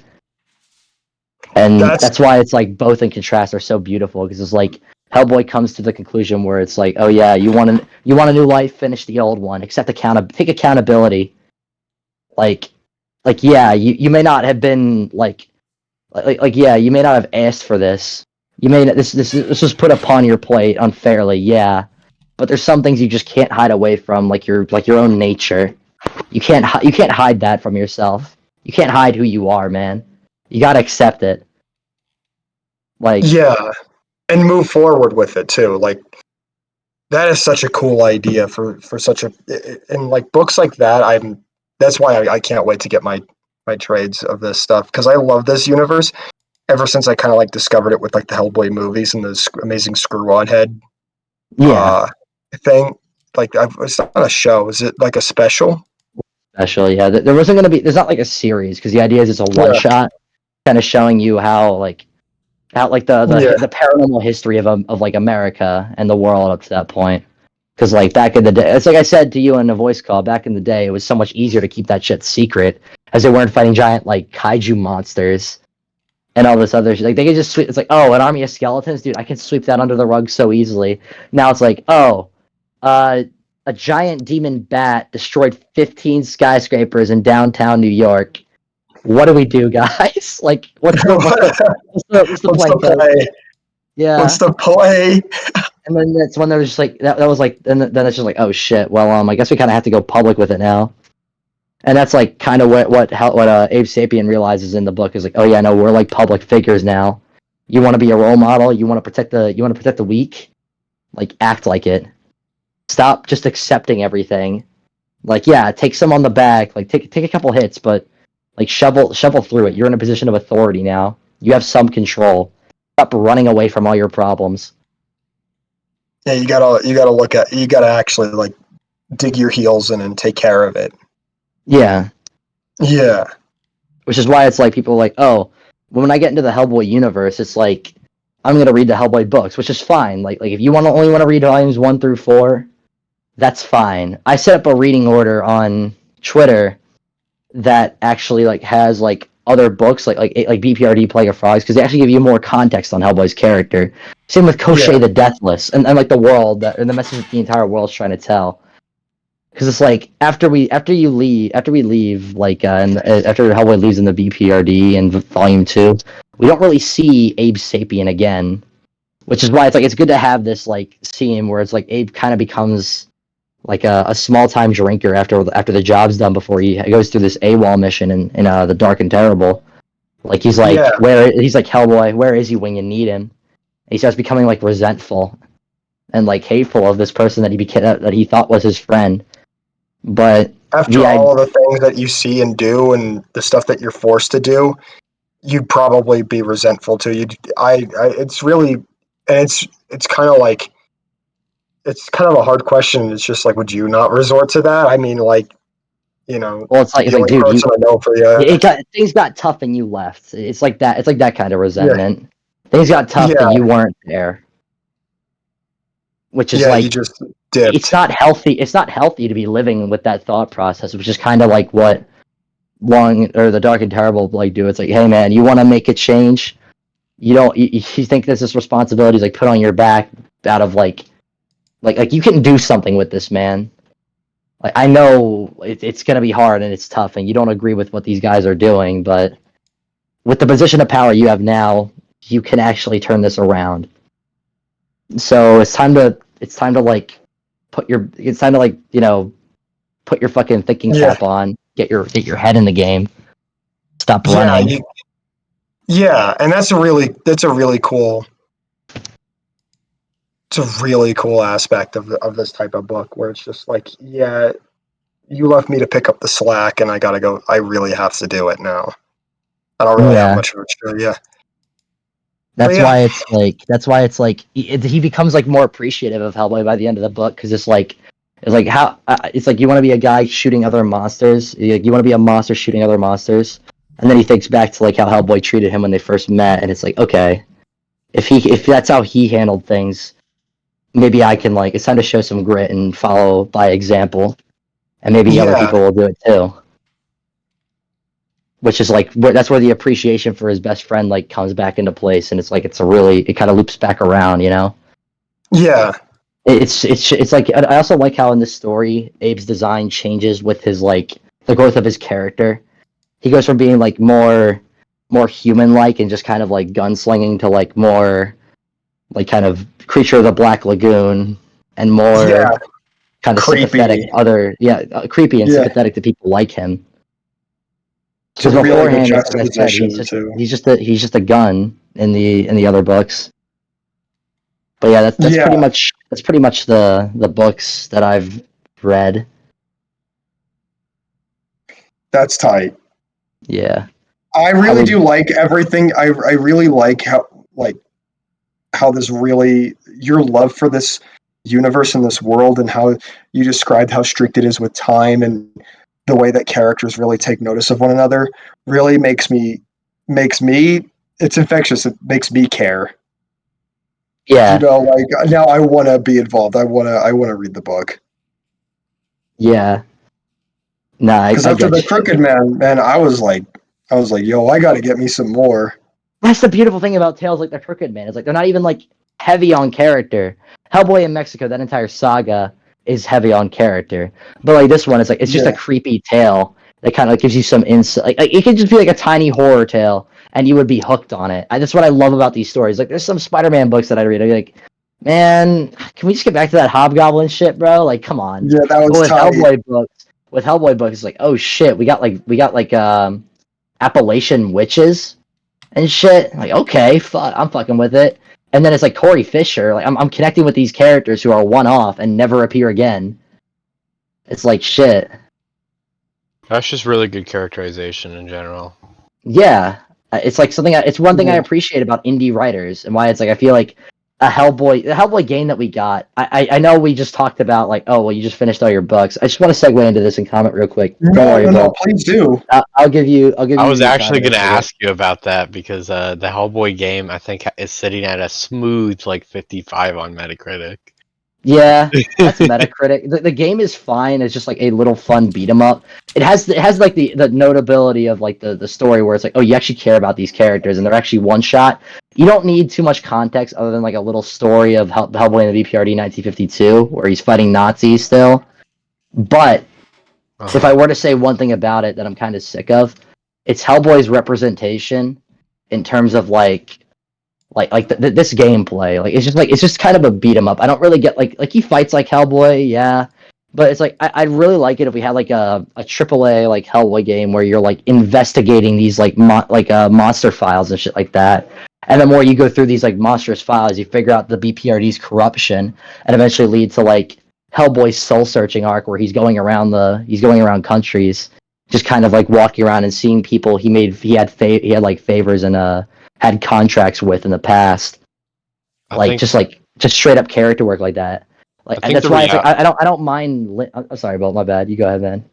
Well, I agree with you. I mean, I haven't played that game to its completion, but I've got a pretty good feeling of like the quality of the game. So to me, it seems like it's kind of writing because it's basically it's basically Hades. Sorta. It's a roguelike. Yeah, because you collect like, you know, you get some permanent upgrades and stuff like. I'm saying they probably were more concerned with like making it marketable than they were like creating like maybe an authentic like Hellboy experience. Well, yeah, this is an indie publisher. I don't think they're gonna have like the resources yet. This was like a test, like, oh, people like this one, we can do more stuff. We'll have more support. That's what I think, at least, because that's what it felt like to me. That it wasn't it just wanted to make like a fun like Hellboy, like, like roguelike instead of like I doing like how he anything like in vicious. the combat. The combat's like the thing that is drawing me more into that game, and the story. It's like Yeah. heavy, but it's like I will say like the more you go into it, the more the difficulty rises, and I do like how it's it's recyclable. But I just think like if we just had more detective work and stuff like that, and looking through these files, like imagine if now you guys can't exactly relate to what I'm talking about, but because you haven't read this story, but there's this one story where Hellboy, this is post BPRD, but you could integrate it into a BPRD mission where you come across a village raided by giants, and this is after Hellboy got more sympathy for monsters. So after seeing like the slaughtered like people of the village, he starts to become enraged. And once he finds the monsters, he doesn't even once he finds the giants that did it, he doesn't even give them a chance. Because he's like less in touch with humanity now that he left the BPRD, it's easier for him to lash out because of his demon side. So he grows out his horns and brutally murders the giants. And then after he snaps out of his bloodlust, he starts freaking out. Like, what did I do? Why did I do that? I'm no better than them. Like the humans who were using me as a weapon. And to like have like a little mission like that in the story of like a game like Hellboy. Like imagine walking down a trail or like a kind of a forest trail, uncovering like like giant tracks and shit like that. Which is one thing I find kind of boring about the word. It's like, oh, it's kind of Italy-ish, but it's like they're the same type of hallways with like the door segues into the next parts of the level. Which is like, yeah, it's a roguelike, but I don't really want that for Hellboy, you know? There's just so much more you can do. I'm not saying free roam, no. But just something more. You could have I don't something know. more. You could have something more. Because have you played the Deadpool game before? Yeah, I have actually. You mean the one on like Xbox 360 and PS3? Yeah, so that's like a single player experience. Like, so it's like a beat 'em up. It's individual levels, and like each level has like a new, like a Like new a hack and area to slash. I know that explore. one. Yeah. So like something more like that would probably fit Hellboy a bit more, where you would have like story investigative sections, like some of the Arkham games, and then you'd have like beat 'em up sections. Yeah, because it's like one thing we do get from Hellboy. It's like, yeah, we get it. He's very casual in the mission. Like he keeps to himself a lot. But one thing I like about like every single tale that of Hellboy is he tries to help out where he can. And a lot of times when he finds that he's doing less harm than good, it's like you really see like the guilt weigh on his character. Like you see how he affects it. Like I'll even send a panel for you guys to read. If you want to share it on screen, you can do that too. But I don't think you can do that though. No, But I'm unfortunately not able to. no, you're good, man. But essentially, like it got to the point where Hellboy just keeps getting bothered by these mythical legends about who he's supposed to be in the prophecy, and he's just so apathetic to it all. And he's just like, "Hey, are you still talking?" As he's like drinking himself. It's like, yeah, it's kind of depressing. But then it's like by the end of that story, it's good to see him like rise out of that. That's like part of the journey, you know. As it makes it so satisfying to see him become accepting of who he is by the end of the whole universe. Yeah. Like, yeah, some of the stories are sad, some of them are good, but it's like they all take him somewhere. That's the point of the journey. And it sounds kind of, I feel like I'm crazy because that should just be basic character. That should be like that's what I just described. It's just basic character work. Yeah, it is. It really is just basic character. It is very basic character work. But you would be surprised at how much like comics and like your corporate comics like take that for granted. Granted. Yeah. Oh my god, bro. but yeah, it's one thing why I think like with the Hellboy game, I never had too much high expectations for it because this is like the first time anything like this for Hellboy has been done, and it's probably the best one we have so far, which isn't saying a lot because we have like Asylum Seeker and the Science of Evil, which is like they're very the Science of Evil one's like very fan servicey and enjoyable, but the Asylum Seeker one is just borderline unplayable. Yeah. That was on the PS1. That one's just kind of goofy. If you guys like who are watching or listening want to know what those games are like, look them up. Some guy did an entire video on like all of the games up to that point. Yeah, it's crazy. But yeah, it's why I see like people see it being unfair to the game, like, oh, it's repetitive or yada yada yada, and it's like they don't elaborate. It's like, bro, it's a roguelike. Like, Well, does the Binding of Isaac like have very much like? Does that have much like? What's the word? Well, my problem with the game isn't versatility. That it's repetitive. Is that so like when you compare it to games like Hades or even like games like Binding of Isaac and stuff like that, there's more because like roguelikes live and breathe on the variations between runs. Mm-hmm. And the problem I have with it is that there's not enough variations between runs to really make like each run like a unique experience, if that makes sense. Yeah. I agree with that, but there's one thing that the end of the game does where after you beat the whole game, and it shouldn't be like this, but it is. After you beat the whole game, there's these little like trial ruins where when you go in, they give like different effects, like oh your toughness doesn't regenerate, or oh every single time you beat a room, you switch weapons and loadouts, so you have to get like used to the different mechanics and charms. That's an after the game thing, but it really does help. Yeah, that should be in the base game before you beat the game. Because it unfortunately isn't. The issue is like there's tons and tons of roguelikes. These are things that they should have known that are like essential to roguelikes, which is because like with Hades, you have what god do you align to? You get abilities based on that. You level up your health per run. You level up your magic per run. You get several like tools and abilities that you have hotkeys to. You can grow a relationship between the different gods. You can mix and match different gods to create unique builds and weapon combos. Like this is roguelikes live and breathe on how many different builds and like how many different types of runs you can do. They live and breathe on setup. But the thing is with Hellboy is like all those options appear after you beat the campaign, which is like okay. I mean I get it, but it's like at the same time it's like you could have had that as an option earlier. I just think the game would have been received better if like those things were like because like how many people like played like I don't know 75% of the game and then just quit. Probably like most of them. That's honestly something they did better in West of Dead when they just like had it like oh yeah no you don't pick your guns from the start. You got to make sure you know exactly where the guns are. You know what I mean? And they swap around all the time. So it's like you start out with like 2 chests that give you like different types of gun. Like it'll be a handgun and a rifle, and that'll be your mix up for a little bit. And so you get to your next weapon switch, which is completely randomized. So every single time it's adapt. Yeah. Yeah. My only problem with that game was if you wanted to get the secret ending, you'd have to like focus on the RNG. And which was annoying because how you get the secret ending is you run through all the levels, you like kind of what's the word? You release all the lost souls? Ow.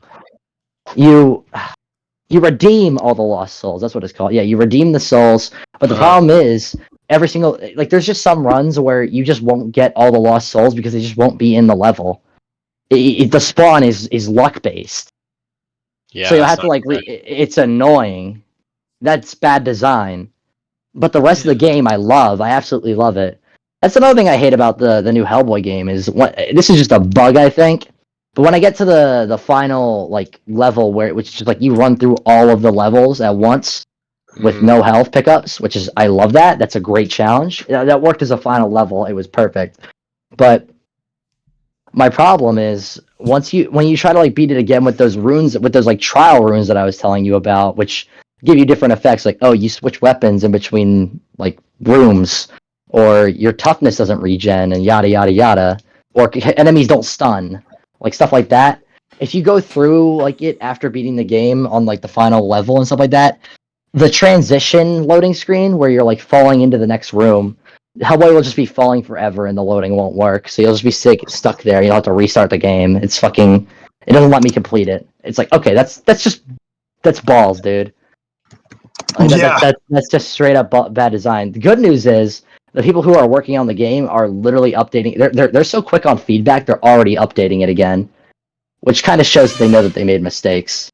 But still, I mean that's better than the mistakes being there for like ever and ever. It's better than having to wait 2 months before I'm actually able to beat it. Yeah. But yeah, I think I talked enough. What were you gonna? What were No, you gonna? it's okay. What are your books, Volt? What are my books? Yeah, what have you been reading, bro? So I'm assuming mangas are up for talk No, too. anything. Yeah, anything's on the table, man. It could even just be a novel, bro. It doesn't have to be a comic book. So right now I've never read it before. Like I've never read or watched it before, but I'm finally buckling down and reading Bleach for the first time. Oh yeah, I love that.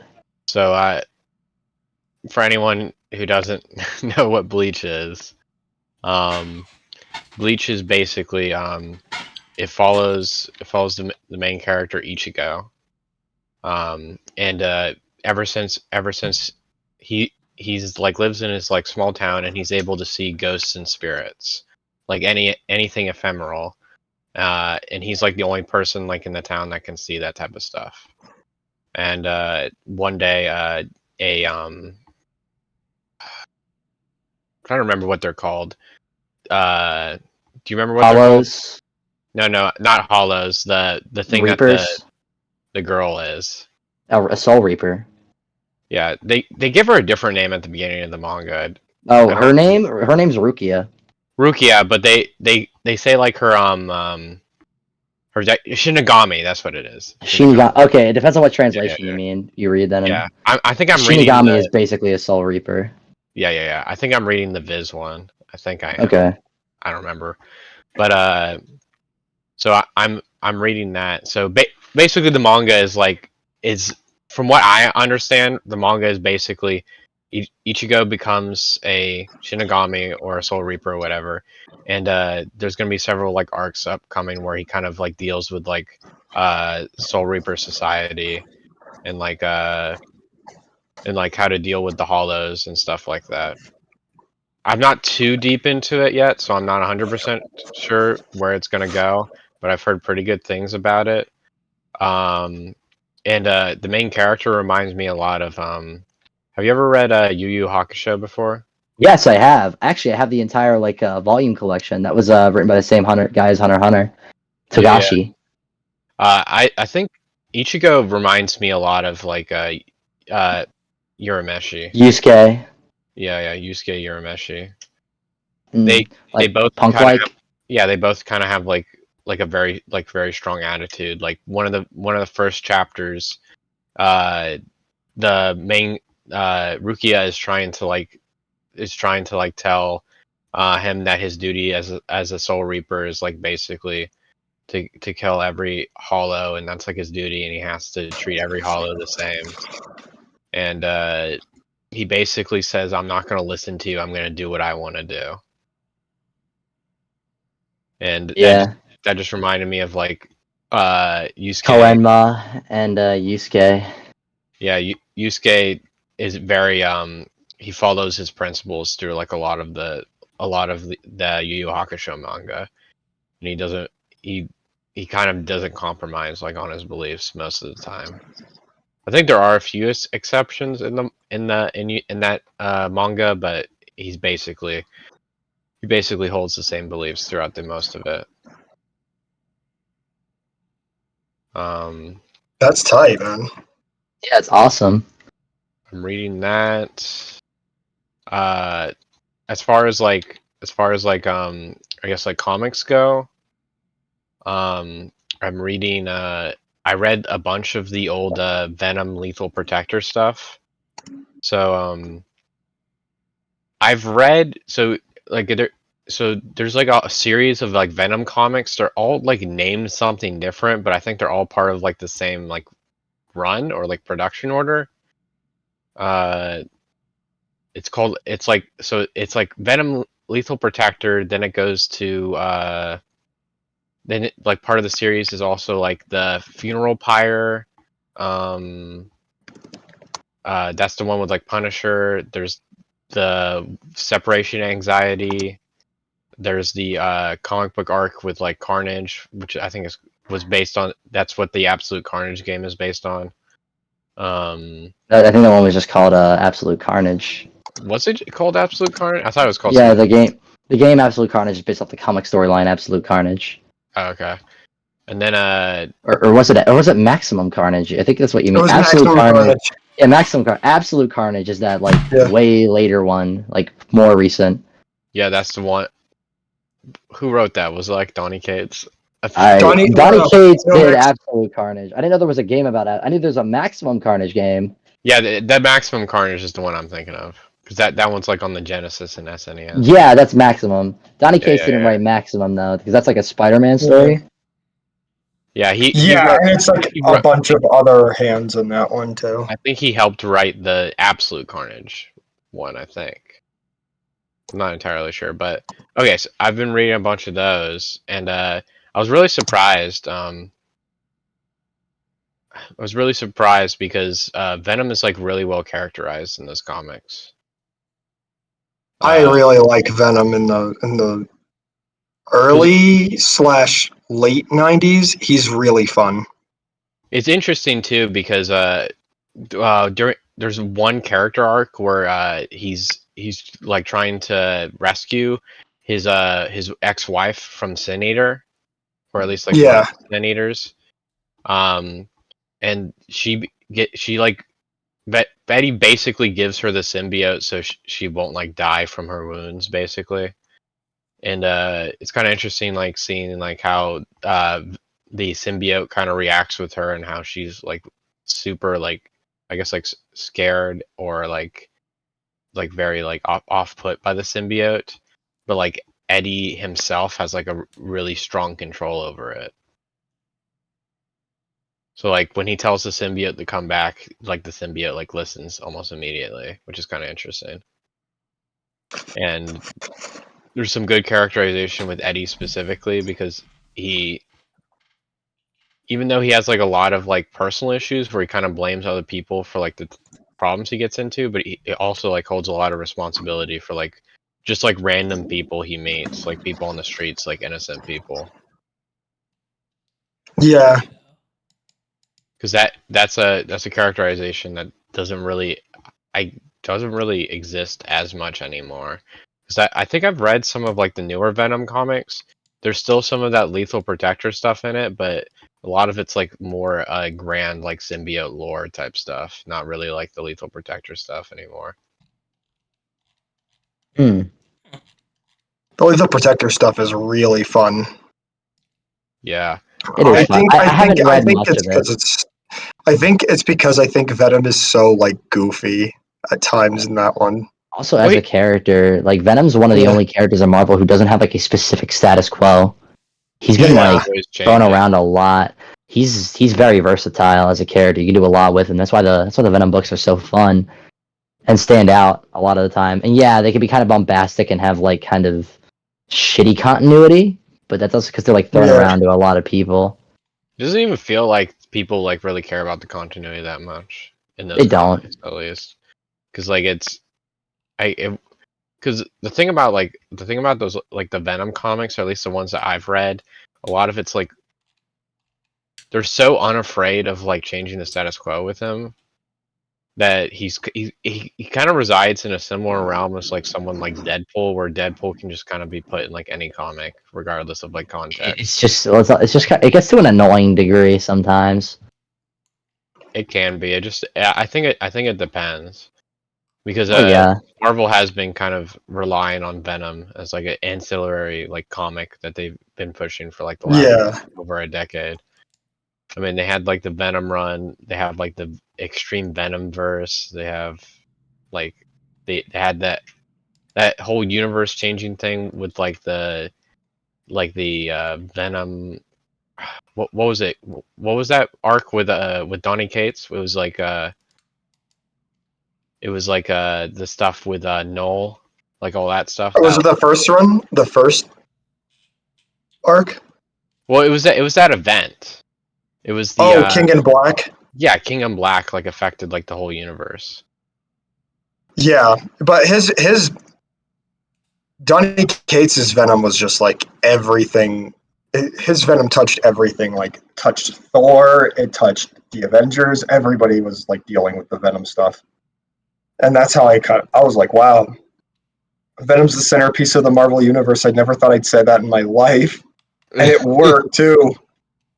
Yeah, that people were really liking Venom during that time too. I mean, his books sold like a lot of books, so so I've been reading that, and I've also been reading. I've gotten into. I read the initial comics, and I'm reading like the miniseries for Cloak and Dagger. You told me a little bit about that. Yeah, I'm making through it though. It's super interesting, and those characters, I feel like those characters should be more popular than they are, but yeah, for some reason they just aren't. Well, they're trapped in obscurity because it's just like these characters.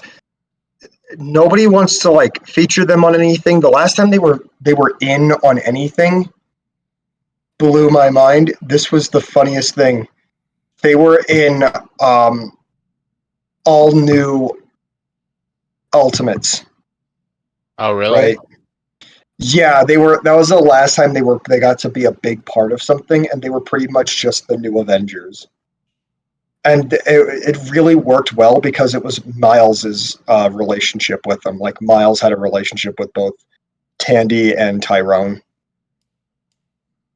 Yeah, I don't know. I think they're super. I think they're interesting because in case you don't know, like Cloak and Dagger basically they're superheroes that like some like drug lords were like testing a bunch of drugs on like kids. Yeah. And they're like the only survivors, but they both got powers. Dagger has the ability to shoot the light daggers that basically numb and like turn people's like bodies cold.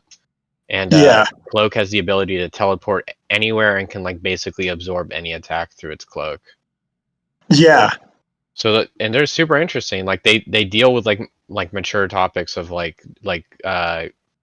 kingpin, like mafia kingpins, basically like hooking kids on drugs and stuff like that. And like Cloak's and Daggers like knives are kind of like symbolic of like kind of like they can take all they can basically like take all the drugs out of their system and like they become like sober again and stuff like that.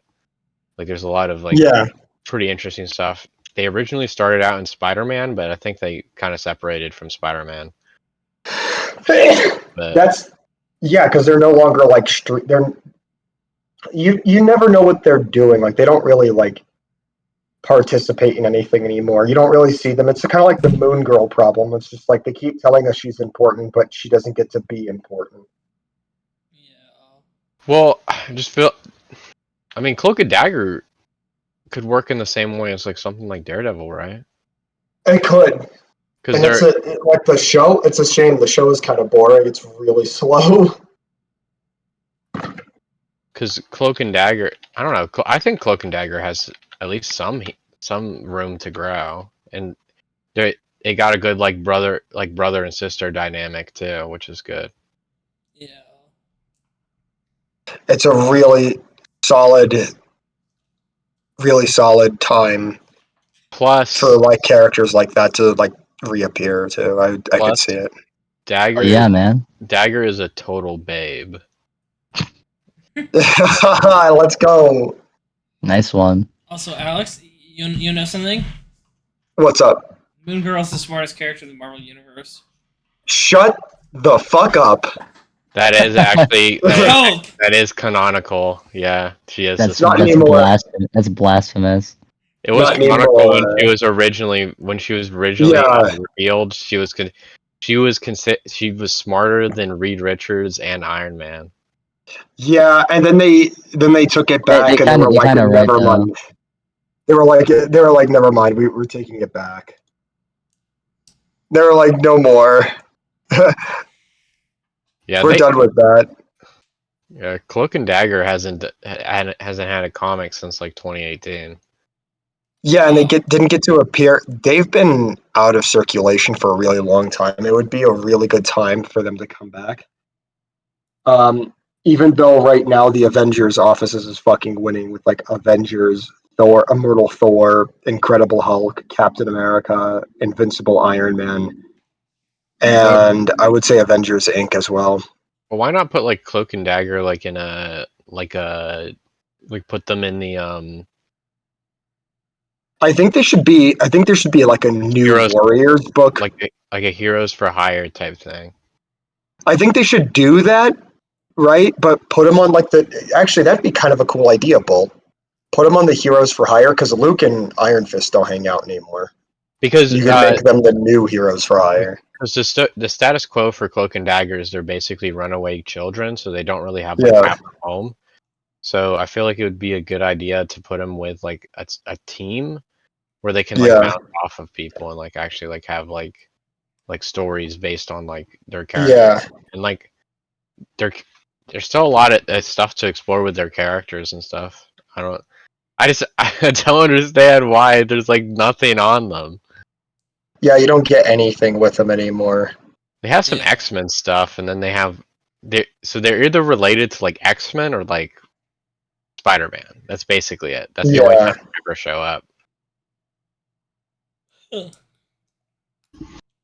It's a good time because the X-Men stuff, they keep showing up, and you know how X-Men books are, they just mischaracterize everybody for the sake of it. And then the last thing I've been reading is something. If I told you what I've been reading, it would blow your mind. What is it? All right, I'm gonna say the title, and I want you to guess what it means. It's gonna be some horn dog shit. I want to see if SSJ Mike can guess what it is. All right, let's hear it. Okay, let me get the Japanese name for it. Okay, it's Kimi no Kota ga Daisuki na 100 nin no Kami. I don't even know. I don't know. I don't want to know anymore. You don't want to know? It sounds like Big O. Okay, it's called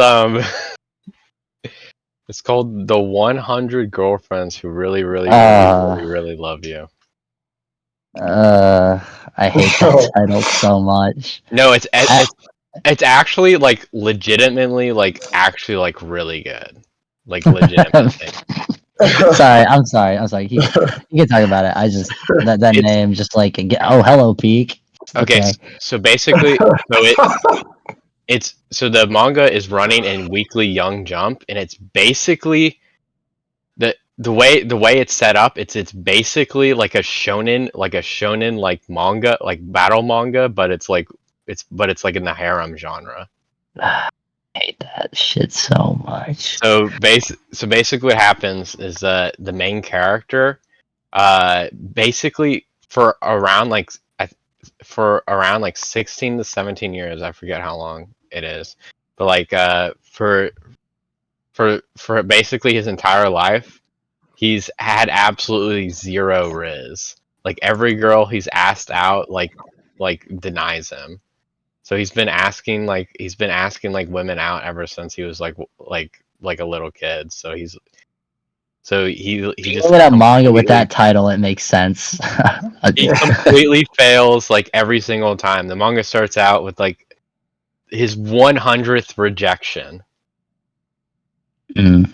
So he's asked 100 people out, and none of them have ever said yes. So he goes to a shrine and prays that he can get a girlfriend, and then basically the god of the shrine like goes up to him and is like, yeah, sure. And so he says that he'll find his soulmate, but the catch is that he has 100 soulmates. 100 of them. Yeah, 100 of them. And when he goes back to school, he meets 2 of them, and he doesn't realize it at the time, but they both really want to get into a relationship with him. But so he goes back home, he talks to the god again, and he basically says he's like, I don't know who to don't know who to ask out. I've never been in this situation before. And the god's like, oh, by the way, so how this works is that every person in the world is supposed to only have one soulmate, but you have 100. So basically, if he doesn't, if he denies like a girl, so if a girl who if the girl's soulmate is him and he denies her, then basically her luck will become so bad that she'll basically die. Gotcha. What type of books are these called? They're like it's harem manga. It's harem. It's basically harem It's manga. gross. It's gross. Basically, it's just like one guy the one very boring guy, and then all these like hundreds of girls are like crushing on him super bad. That's a kind of a lot of that premise of those types of mangas, and I despise. I don't want to be a dick. I just despise those books. Okay, so then he becomes Captain Rismerica. I'm gonna send you one picture that will convince you to read the book. Okay. It's gonna be some horny shit, bro. I don't want to see this. It's not gonna be horny. If it doesn't have a fucking Supreme hoodie Goku, like I don't want to see it, bro. If it doesn't have a Supreme hoodie Goku, Goku fresh out of the Supreme sweatshop. If that's not there, I don't want to see it. No, I promise you, it's peak. I don't know, man. Okay. I don't know either, man. Let me see. I think I saved the picture to my desktop. Of course you did. No, it's actually really good because so it could eat. So the manga right now is only up to 21 girlfriends right now. Why? Why are we doing this? Okay, but the manga, it has romantic elements to it, but it's basically a comedy anime or a comedy manga, basically. Okay. So like they reference like there's so part of like the humor of the series is like they're very like so like there's this one chapter in the manga where he meets this girl who becomes like one of his girlfriends, and the whole manga is making fun of the fact that the mangaka who draws the manga like puts way too much detail into the manga, and the whole chapter is basically telling him to like take a break, and like they thank him. So like the main characters like break the fourth wall and say like thank you the person who made the manga, and like the joke is that like the main character like is the artist assistant for the manga author. Damn. Gotcha. I just want to say it's very self-referential. It's very self-referential. Doesn't take itself seriously like at all. They reference like there's the main character like turns Super Saiyan in like one of the panels. I mean, it's like it like makes fun of like all the different like shonen manga and stuff like that. Gotcha. I just want to say, if I had 100 girlfriends, if I was cursed to only have that happened to me, I would fuck all of them only have that. Get all of them in a room, fuck them until I die. Fuck them until I have a heart attack. Dude, what the fuck? Can we like not do this? I already hate this premise. You do not need that many girlfriends, bro. It's just I don't want to. I'm tired of just like yeah. I know some like manga do it. I'm just tired of seeing like women be objectified like that. Especially to the degree that harem manga is so bad. It's not even like that really, because like the joke of the manga is basically that the main character is like super wholesome and like doesn't want to do like any like he doesn't want to do anything like unwholesome.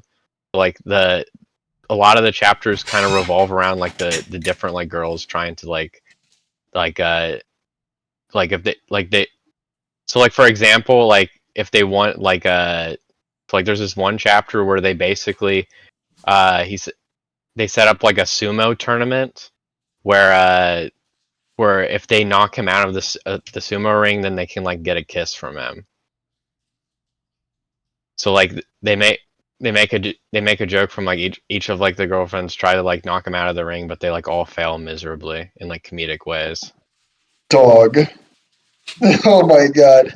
So he's like super oblivious and like wholesome. Like he doesn't engage in like any like of the like any weird activities. It's literally the girls who are. It's literally like the opposite of like most harem stuff. Harems. Where it's like the girls are perving out on the guy instead of the guy perving out on the girls. Yeah, objectify those men's. Oh. All right, that was fun. So I feel you. No, I don't want to be mean. I don't want to be mean. I'm sorry. I'm sorry, No, Gold. Whenever that type of topic like comes up, I just, you know what I mean. I'm like, oh No, god. I mean it's fine. I don't usually read that stuff anyways. Like typically, like a lot of that stuff annoys me. Like I think like the only other one I really liked was like the quintessential quintuplets one that was running around the same time. That actually had a really decent ending. But the reason I like this one is because it has such good like comedy chops. Like it's really funny. And like the art's really good and like I really enjoyed like the premise. Like yeah, I don't know. I just like it. I get you. I feel you. No, I feel you. It That just makes feels sense. it just feels a lot different. It feels like they basically like shonified like I guess like harem stuff because it's not really like typical harem stuff where it's like really bad and like really dumb because they actually like develop each of the girlfriends and like each of them have very unique personalities and like so like for instance like one of the first girlfriends is a tsundere. So she does all like the typical tsundere stuff, but there's like an entire chapter where they basically take away her tsundere personality and she just becomes like a regular girl. Yeah. And the reason they do that is because she feels really inadequate about herself, and she thinks that if she took away that aspect of her personality, that Rentaro, which is like the boyfriend, main character, would love her more. So she basically takes that aspect of her personality away. And at the end of like the chapter, Rentaro basically says, like, I don't care if you're like tsundere, I don't care if you're the way you are right now. I want you to be the person that you actually are. I don't want you to change anything for me. Mm. So like that makes her like more confident in herself and like she becomes more confident in like who she really is like at that moment. So like they do develop like the different characters like really well. That's cool. It's just like development there. That's like I'll give it that. Yeah, I mean I understand like I understand like, you know, I got burnt on a lot of that stuff too, but I think like they actually spend time on like actually developing the characters and like cuz like there's over 150 chapters and there's only like 20 girlfriends right now. So like they spend at least like at least 10 like Man's got more riz than Peter Parker, bro. if we Kind of funny. him. I was just like, bro, I hate those stories where it's like we're collecting women like Pokemon. It's like, oh god. It's not that. I hate this. It's so bad. I hate it. We're collecting women like we're Pokemon. It's not bad. I just hate that shit. It's not that bad because they spend the time developing like every girl likes Rentaro for a very specific reason. Like they develop like they spend like 1 or 2 chapters on each one and they give a specific reason why. So like they don't even ask him out until like he does something like very specific. So like for example, one of the first girlfriends he gets is she's basically mute. Like she can talk, but she's very shy and she doesn't like talk to anyone. She was like basically abused by her parents because she wouldn't speak without without a book. So she speaks through books, like she speaks through the words of her favorite fantasy novel, basically. and like her parents like get really mad with her and say like, why don't you speak like a normal human being? And so like the reason she like falls in love with Rentaro is because Rentaro basically, so he asks to borrow her book, and he basically inscribes the entire book on an app that has the entire novel on it. And when you press your finger and like click a word on the book's text, it actually is an auto translate speaker. So she's able to speak with people regularly while still using the book. So like that.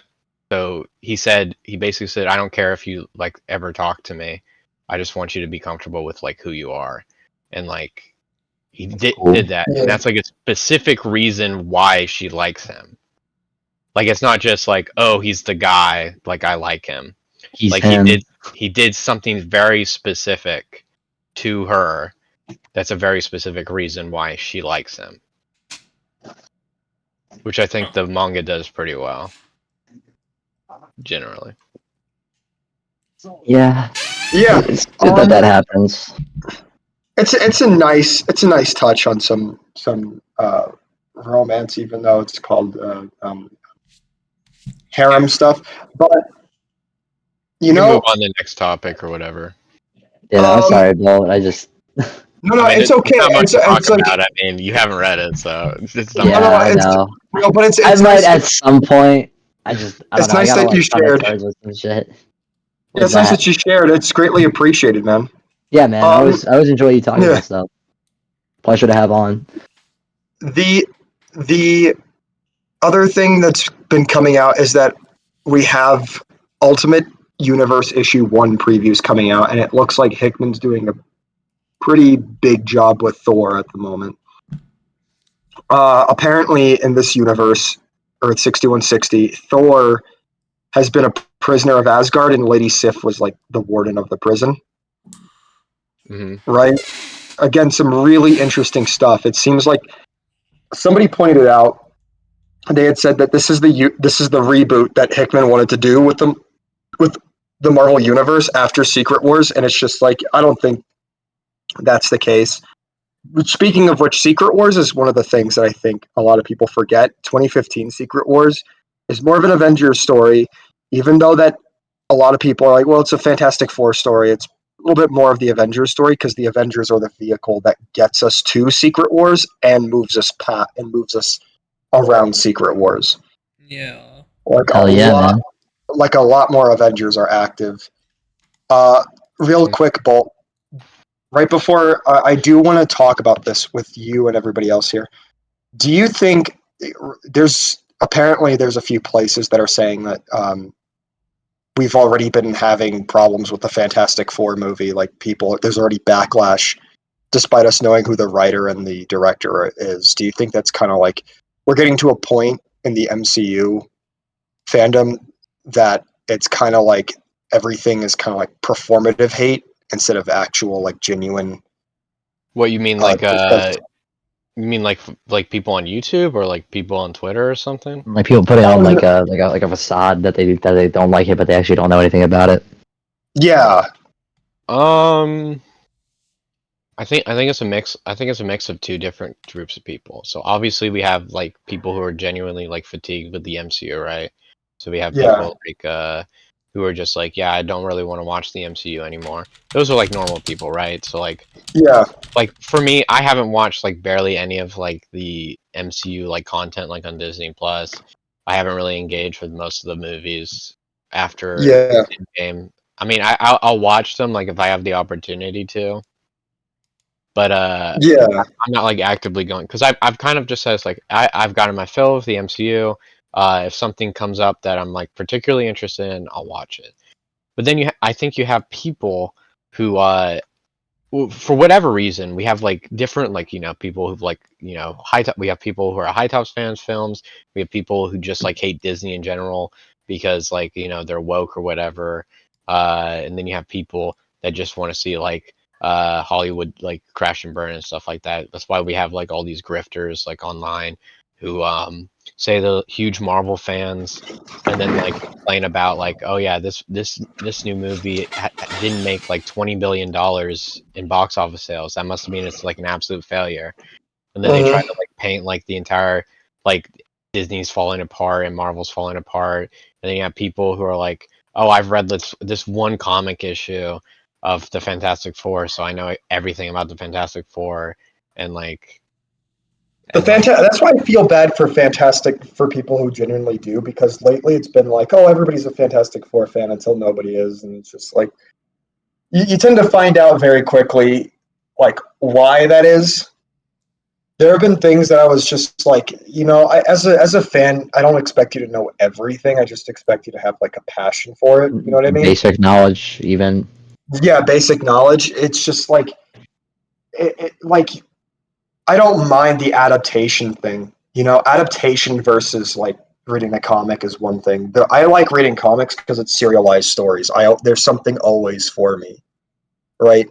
If I don't like it, I could always just walk away from it. But when it comes to like the adaptation, a lot of people tend to value it a little bit more, as we've seen with like videos with like Troy Boyo and like High Top Films. It's valued more, and it's and unfairly so, because it's just like there's more to these characters, and like they're near 60 years of history. Like the Avengers are some of the most interesting characters to me. I find that dynamic to be super interesting, just because it's a bunch of people coming together to do the things nobody can do alone. It teaches you how to gain and maintain friendships. Yeah. Like the entirety of the book is about the internal conflict, and sometimes the external conflict works its way in. That's like the magic of the Avengers. I think you go. I think where we're at right now is like it's the same thing with like Star Wars fans, right? Who hates Star Wars? Who hates Star Wars more than Star Wars fans, right? Like, I don't know. Like we're at a stage right now where it's people are just like will do anything to say like, oh, the Star Wars sucks, or like the MCU sucks, whatever. I mean, people are. I mean, give it enough time, and people will say like that the first Avengers movie sucks, or like that like this like fan favorite MCU film sucks. It just goes in cycles. It's just tiring, because like none of this is like actual like valid criticism. Because if this was actual valid criticism, this stuff would have came out during like the initial viewing of like the movies. Oh yeah, you would have. Not even that. I'm sorry to cut you off, Alex, but it's okay. I'm interested. It's like not even that. It's like okay, so like it's just like criticism, like, oh, this is bad. It should have been this. It's like, okay, but like when we're talking about like working with the premise, how would you make it like work within boundaries? You know what I mean? Yeah. It's like some people do that, but it's like a lot of things that we hear is like, oh, this sucks. This isn't like the comics. This is a bad adaptation. It's like, okay, cool. What about the story that they're trying to tell? What about that? Like adaptations aside, it's like what are we working with here? Yeah, whenever the MCU argument comes up, I agree with you, Mike. It's always something to the effect of like, oh well, it's not comic book accurate. When what a lot of people tend to mean is like, I didn't see my favorite visual from my favorite comic book pop up on screen. You know what I mean? It's just like, okay, but like, how does the story work? Does the story work on its own? Does it do the 3-act structure? Is something wrong? Right? And it's just like, no, I just have a problem with it because everybody else is having a problem with it and it's popular. That's the thing I can't stand, is that nowadays with the Fantastic Four, I'm genuinely scared for this movie, because the talk about it as more of the casting rather than like, oh wow, they could really take us off into like far and new interesting places. Like, could you imagine an MCU negative zone? Yeah, right? I don't think people are like genuinely interested in like actually having like reasonable discussions about this, because they just want to get like the dunk on the MCU, because like it's funny to make dunks on the MCU. I mean, I'd say I mean, we still had these people, right? We still had people who dunked on the MCU. Like it's not like these people didn't exist. But I guess like ever since like Endgame, I guess people feel more confident in making fun of the MCU. I'm not entirely. Yeah. It's another problem I noticed too, where it's just like it's not even just like dunking on it too, because I do agree with you on that. Where it's just like they've gotten more comfortable, they've gotten a little bit more laid back because they said that they're done, but then they're like, I gotta fucking run up, Swiggity Spooty, I'm coming for that booty dunk on you, bro. It just feels Right? like the people who are criticizing it don't actually like it Care. because like Yeah, the point of criticism is supposed to be I want to see this thing I like improved, right?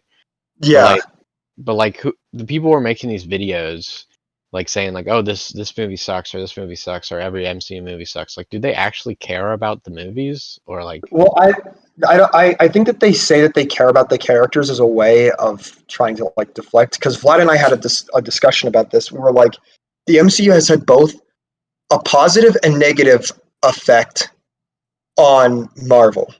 The positive is that it's exposed people to like the more larger aspects of what Marvel is. The negative is that Disney and Marvel have kind of turned the brand into like this cultural juggernaut that like people are running around saying like Jarvis is the Vision, right? And Right. it's just it hurts it, but it's also kind of like helpful, right? Because now we do have people talking about Sam Wilson, Captain America. We have people who do get to talk about Ultron and Kang and Loki and stuff like that. You know, in 2002, there wasn't much discussion about those characters. To be fair, though, I don't know if the Sam Wilson one. I don't know if they're talking about it for the reason that you would want them to talk about it. The Sam Wilson one, I'll give you that. But like the thing I think that the MCU is doing right is that it is exposing us to like a larger Marvel universe. It may not be in the way that everybody likes it to be, but it is something that I feel is it's pushing boundaries. Everything is experimental and it should feel like an adaptation, so things should change for the better. When you look at the material, you've got to be kind of hard on it. You can't be as nice as like you or I, because like if I was doing an Avengers movie, I'm sorry, I'm a little too close to it.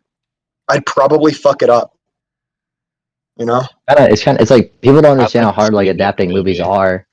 I'd It's like like, oh, to I see just you have a make scene a like this, movie. or I just have a scene like that. It's like yeah, but like, do you understand like what the conditions these people are working under are? Yeah.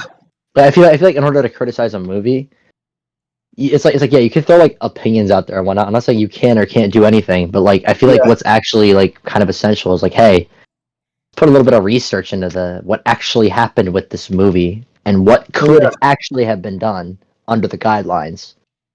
Because Yeah. not every movie is an indie movie. You know, it's like not everybody gets the leeway of just being able to make their own movie how they want it. Well, Yeah, and that's the thing. Oh, you go. Well, I was gonna say, I think it's like half and half, right? Because like, Yeah. have you guys heard that like there people are like they're like trying to suppress the reviews for the new Marvel movie, the new Miss Marvel movie that's coming out. Suppress how? I think they said like I have to look this up, but basically like like if there's like any negative reviews, it's gonna come out after the movie comes out or something like that. I Let me don't look think this. Let me look this up. I think all in all, like when it comes to MCU criticism right now, it's been harsher rather than like, and none of it's been constructive, Yeah, right? About mean, none of it. It's It's just like been like malicious kind of. it's been malicious. I'm done after Guardians 3. I'm done after Spider-Man 4. I'm done after Avengers Endgame. I'm done. I'm done. I'm done. okay, so And I hear it to death. this is what I'm talking about. So the news report was that the Marvel's review embargo to lift the day before release. I mean, I'm okay with that. But like the thing that I think is just like the criticism again is not constructive. It's always like, what women in my Marvel movie gotta fucking go judge it. And sometimes the film doesn't help it. At some point, it does become the movie's problem, right? It has become the world's problem. So far, the world building in the MCU, a lot of people seem to think it's ass, and it's just like, it's done its job. We can say that. Like, it's like, can we say more than it's ass, though? Like, I mean to interrupt, but it's like, can we just say more than it's like, why? What about it doesn't work? Yeah. You know? Marvel fatigue, guys. And there are things that don't work with it. I'm not acting like this is like a perfect, like, I have my own criticisms of it, but at least when I do, I actually, there's like elaboration. I don't know. There's care, because it's just like what you're saying. Whenever somebody does criticize an MCU movie, I just notice it bad, and then they just regurgitate their favorite YouTubers' opinions, and it's just like, and those opinions are so easy to like dismantle. Like especially the fandom menace. Those guys are awful. Yeah. Those guys are just blatantly misogynistic and racist. Like they're horrible. Yeah. There's like, and there's no way they can like actually defend themselves sometimes, because I just notice every time they say something, it's just like, shut up, stop talking, please, you're digging yourself a bigger hole, right? But with the way that the MCU is, it's just like, okay, we're going to get Avengers Kang Dynasty. Now everybody loves Kang all of a sudden. Hey, the Fantastic Four are getting a movie. Yeah, this is the first time the Fantastic Four... Here's the thing I don't get. The Fantastic Four... We're getting a Fantastic Four movie. It's going to be the best thing ever, right? But the MCU sucks. So I'm kind of like confused. Well, I think we just have to rely on... I think right now we just have to rely on like directors that we know that can deliver, right? Because that's the only way I've been able to like... So like... Because like... I never had any confidence that like that Eternals movie was going to be anything good, because like that director like made like what, like one indie movie that I've like never heard of. Yeah, and then they were like, oh, okay, I'm gonna do it my way, and then Eternals just ended up being even more boring than what it. I mean, to be fair, was. We had people on Twitter like hyping it up. They're like, dude, bro, it's being filmed on a 24mm camera, and I was like, dude, bro, is what you said. Bro, kill me, please. I was like, dude, bro. I mean, like, have you even read any of these Eternals comics? I don't think you have to like. I don't think you have to read the comics in order to criticize the characters personally. Yeah. I'm not saying anybody here does. No, but I'm saying why were people? It's like people were hyping up the Eternals like movie to me, and they like, I was like, do you even know who the Eternals are? Like, do you have any idea who they are? I think it's because conceptually they were looking at it because it's different is what it was. It's new. It's different. Marvel is shaping a new. Oh, you go, Mike. No, I literally cut you off, dude. You can finish. No worries. You don't have to give me the pass. It's all good, bro. No, I get everybody. I want Borgie. I would not Borgie. Bolt to speak. I want Glide to speak. I want everybody to speak. Hell yeah, man. But like, I think it's just like, it's so different. They were just obsessed with like the idea that the Marvel universe is working its way out of its formula, and then they ask to go back into the formula, which is just like, what's the formula? It's a 3-act structure. I still don't buy that, because like people have been saying to me for like the longest time, it's like, we need to let directors like make their own movies and like have creative freedom. We let directors have creative freedom, and like we've had some of like the worst like Marvel movies come out. Oh, you mean like Thor: Love and Thunder? That is the worst one, bro. Thor: Love and Thunder is bad. Like, I hate Love and Thunder more than I hate Eternals. Sorry. Love and Thunder just kind of makes a joke of like all the history we got from Thor and the MCU. Look, exactly. Hate it more than Daredevil. That's impossible. Daredevil. That's literally impossible. Alex is the number one fucking hater of Daredevil. He doesn't care. Number one. Yo, fuck that Catholic blind guy. You're asking too much of him. I think it's also like something I'm noticing that, you know, like if they have such a big issue with the way that things work in the MCU, they're not going to like the way it's going to work in the DCU. Right? Because it's just like, we're going to get like a Superman movie where 90% of its cast is existing superheroes, and they're going to die horrible, depressing deaths.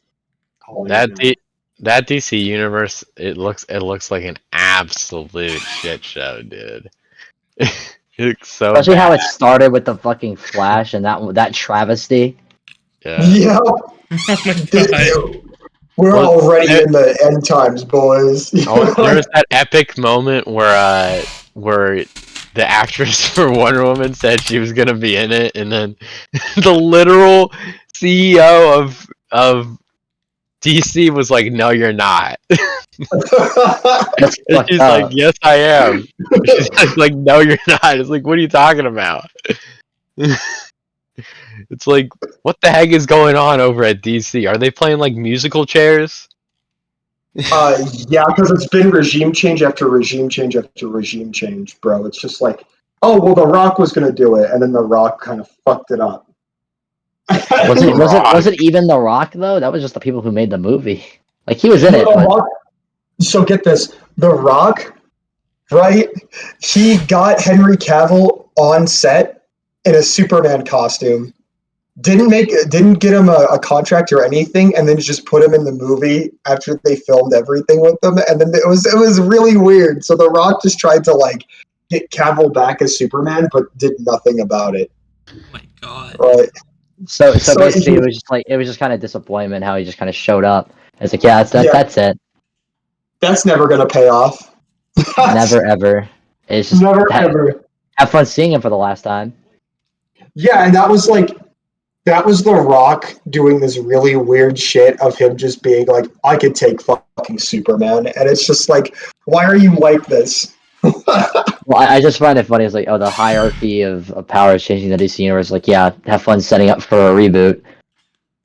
Yep, now you're part of the reboot. You're not even part of that. Sayonara. Yeah, later. Although you did have Noah Centineo, so. Sorta. But like we have a new Batman movie. It's being directed by the same guy that did The Flash. Oh a yeah, Batman movie. Didn't James Gunn do The Flash? No, Andy Muschietti did The Flash. Yeah, James Gunn. Didn't James Gunn have some part in The Flash? He might have been like supervised it or something, but I don't think. But he didn't work on it. No, I don't. So I saw him like defending the movie a whole lot on Twitter and shit. And I was like, huh. That's because that's his company. I know that's his company. He didn't do that with the MCU, with like the help he did for the MCU though. Like I never seen James Gunn ever get that defensive. That's because he didn't have any stake in the MCU. He made his movie and then he peaced out. I know he made his movie, but he didn't have any comments for the Guardians movies that people like shit on occasionally. He's just like, whatever. Because he got his bag. But now if DC fails, he fails. Yeah, or not necessarily. He can just go and do his own thing. He's his own director. He can jump shit. That's kind of how it always is. Wouldn't that look bad on him though? Like that? Yeah. Not really. I mean, a little. Not really, because like the DCU has always been a shit show. So it's just like, how is this going to work? Nobody knows. Like Andy Muschietti doing right now. There's going to be 2 Batman films. There's The Batman, and then there's going to be Brave and the Bold. I mean, it's just funny though, because like that kind of applies to anything that he decides to jump ship on. It's like, oh well, he can just like stop doing MC movie after like the backlash, but it's like that doesn't look good on him. That's why I'm surprised he didn't actually like tackling the criticism of fucking movies head on. As an owner of the company, you don't fucking tackle movie criticism. You go out unless it's like racial or some like shitty shit. Like we're a company, man. It's all business. You know what I mean? I've never seen Feige do that. I've never seen James Gunn do that. That doesn't make sense. Except for The Flash. After that day, they revoked James Gunn's Twitter access. I love this company. You do not criticize this movie from the company. That's stupid, dude. I'm sorry. I think what happened was like Zaslav was like, go over there and like say nice things. And Gunn was like, fine. But it's funny. It's like go over there and say nice things. James Gunn just jumps headfirst into like Twitter discuss. It's like, all right, bro's not holding back. Yeah, I'm really weirded out about that because Feige never gets that defensive over She-Hulk. You know what I mean? Yeah.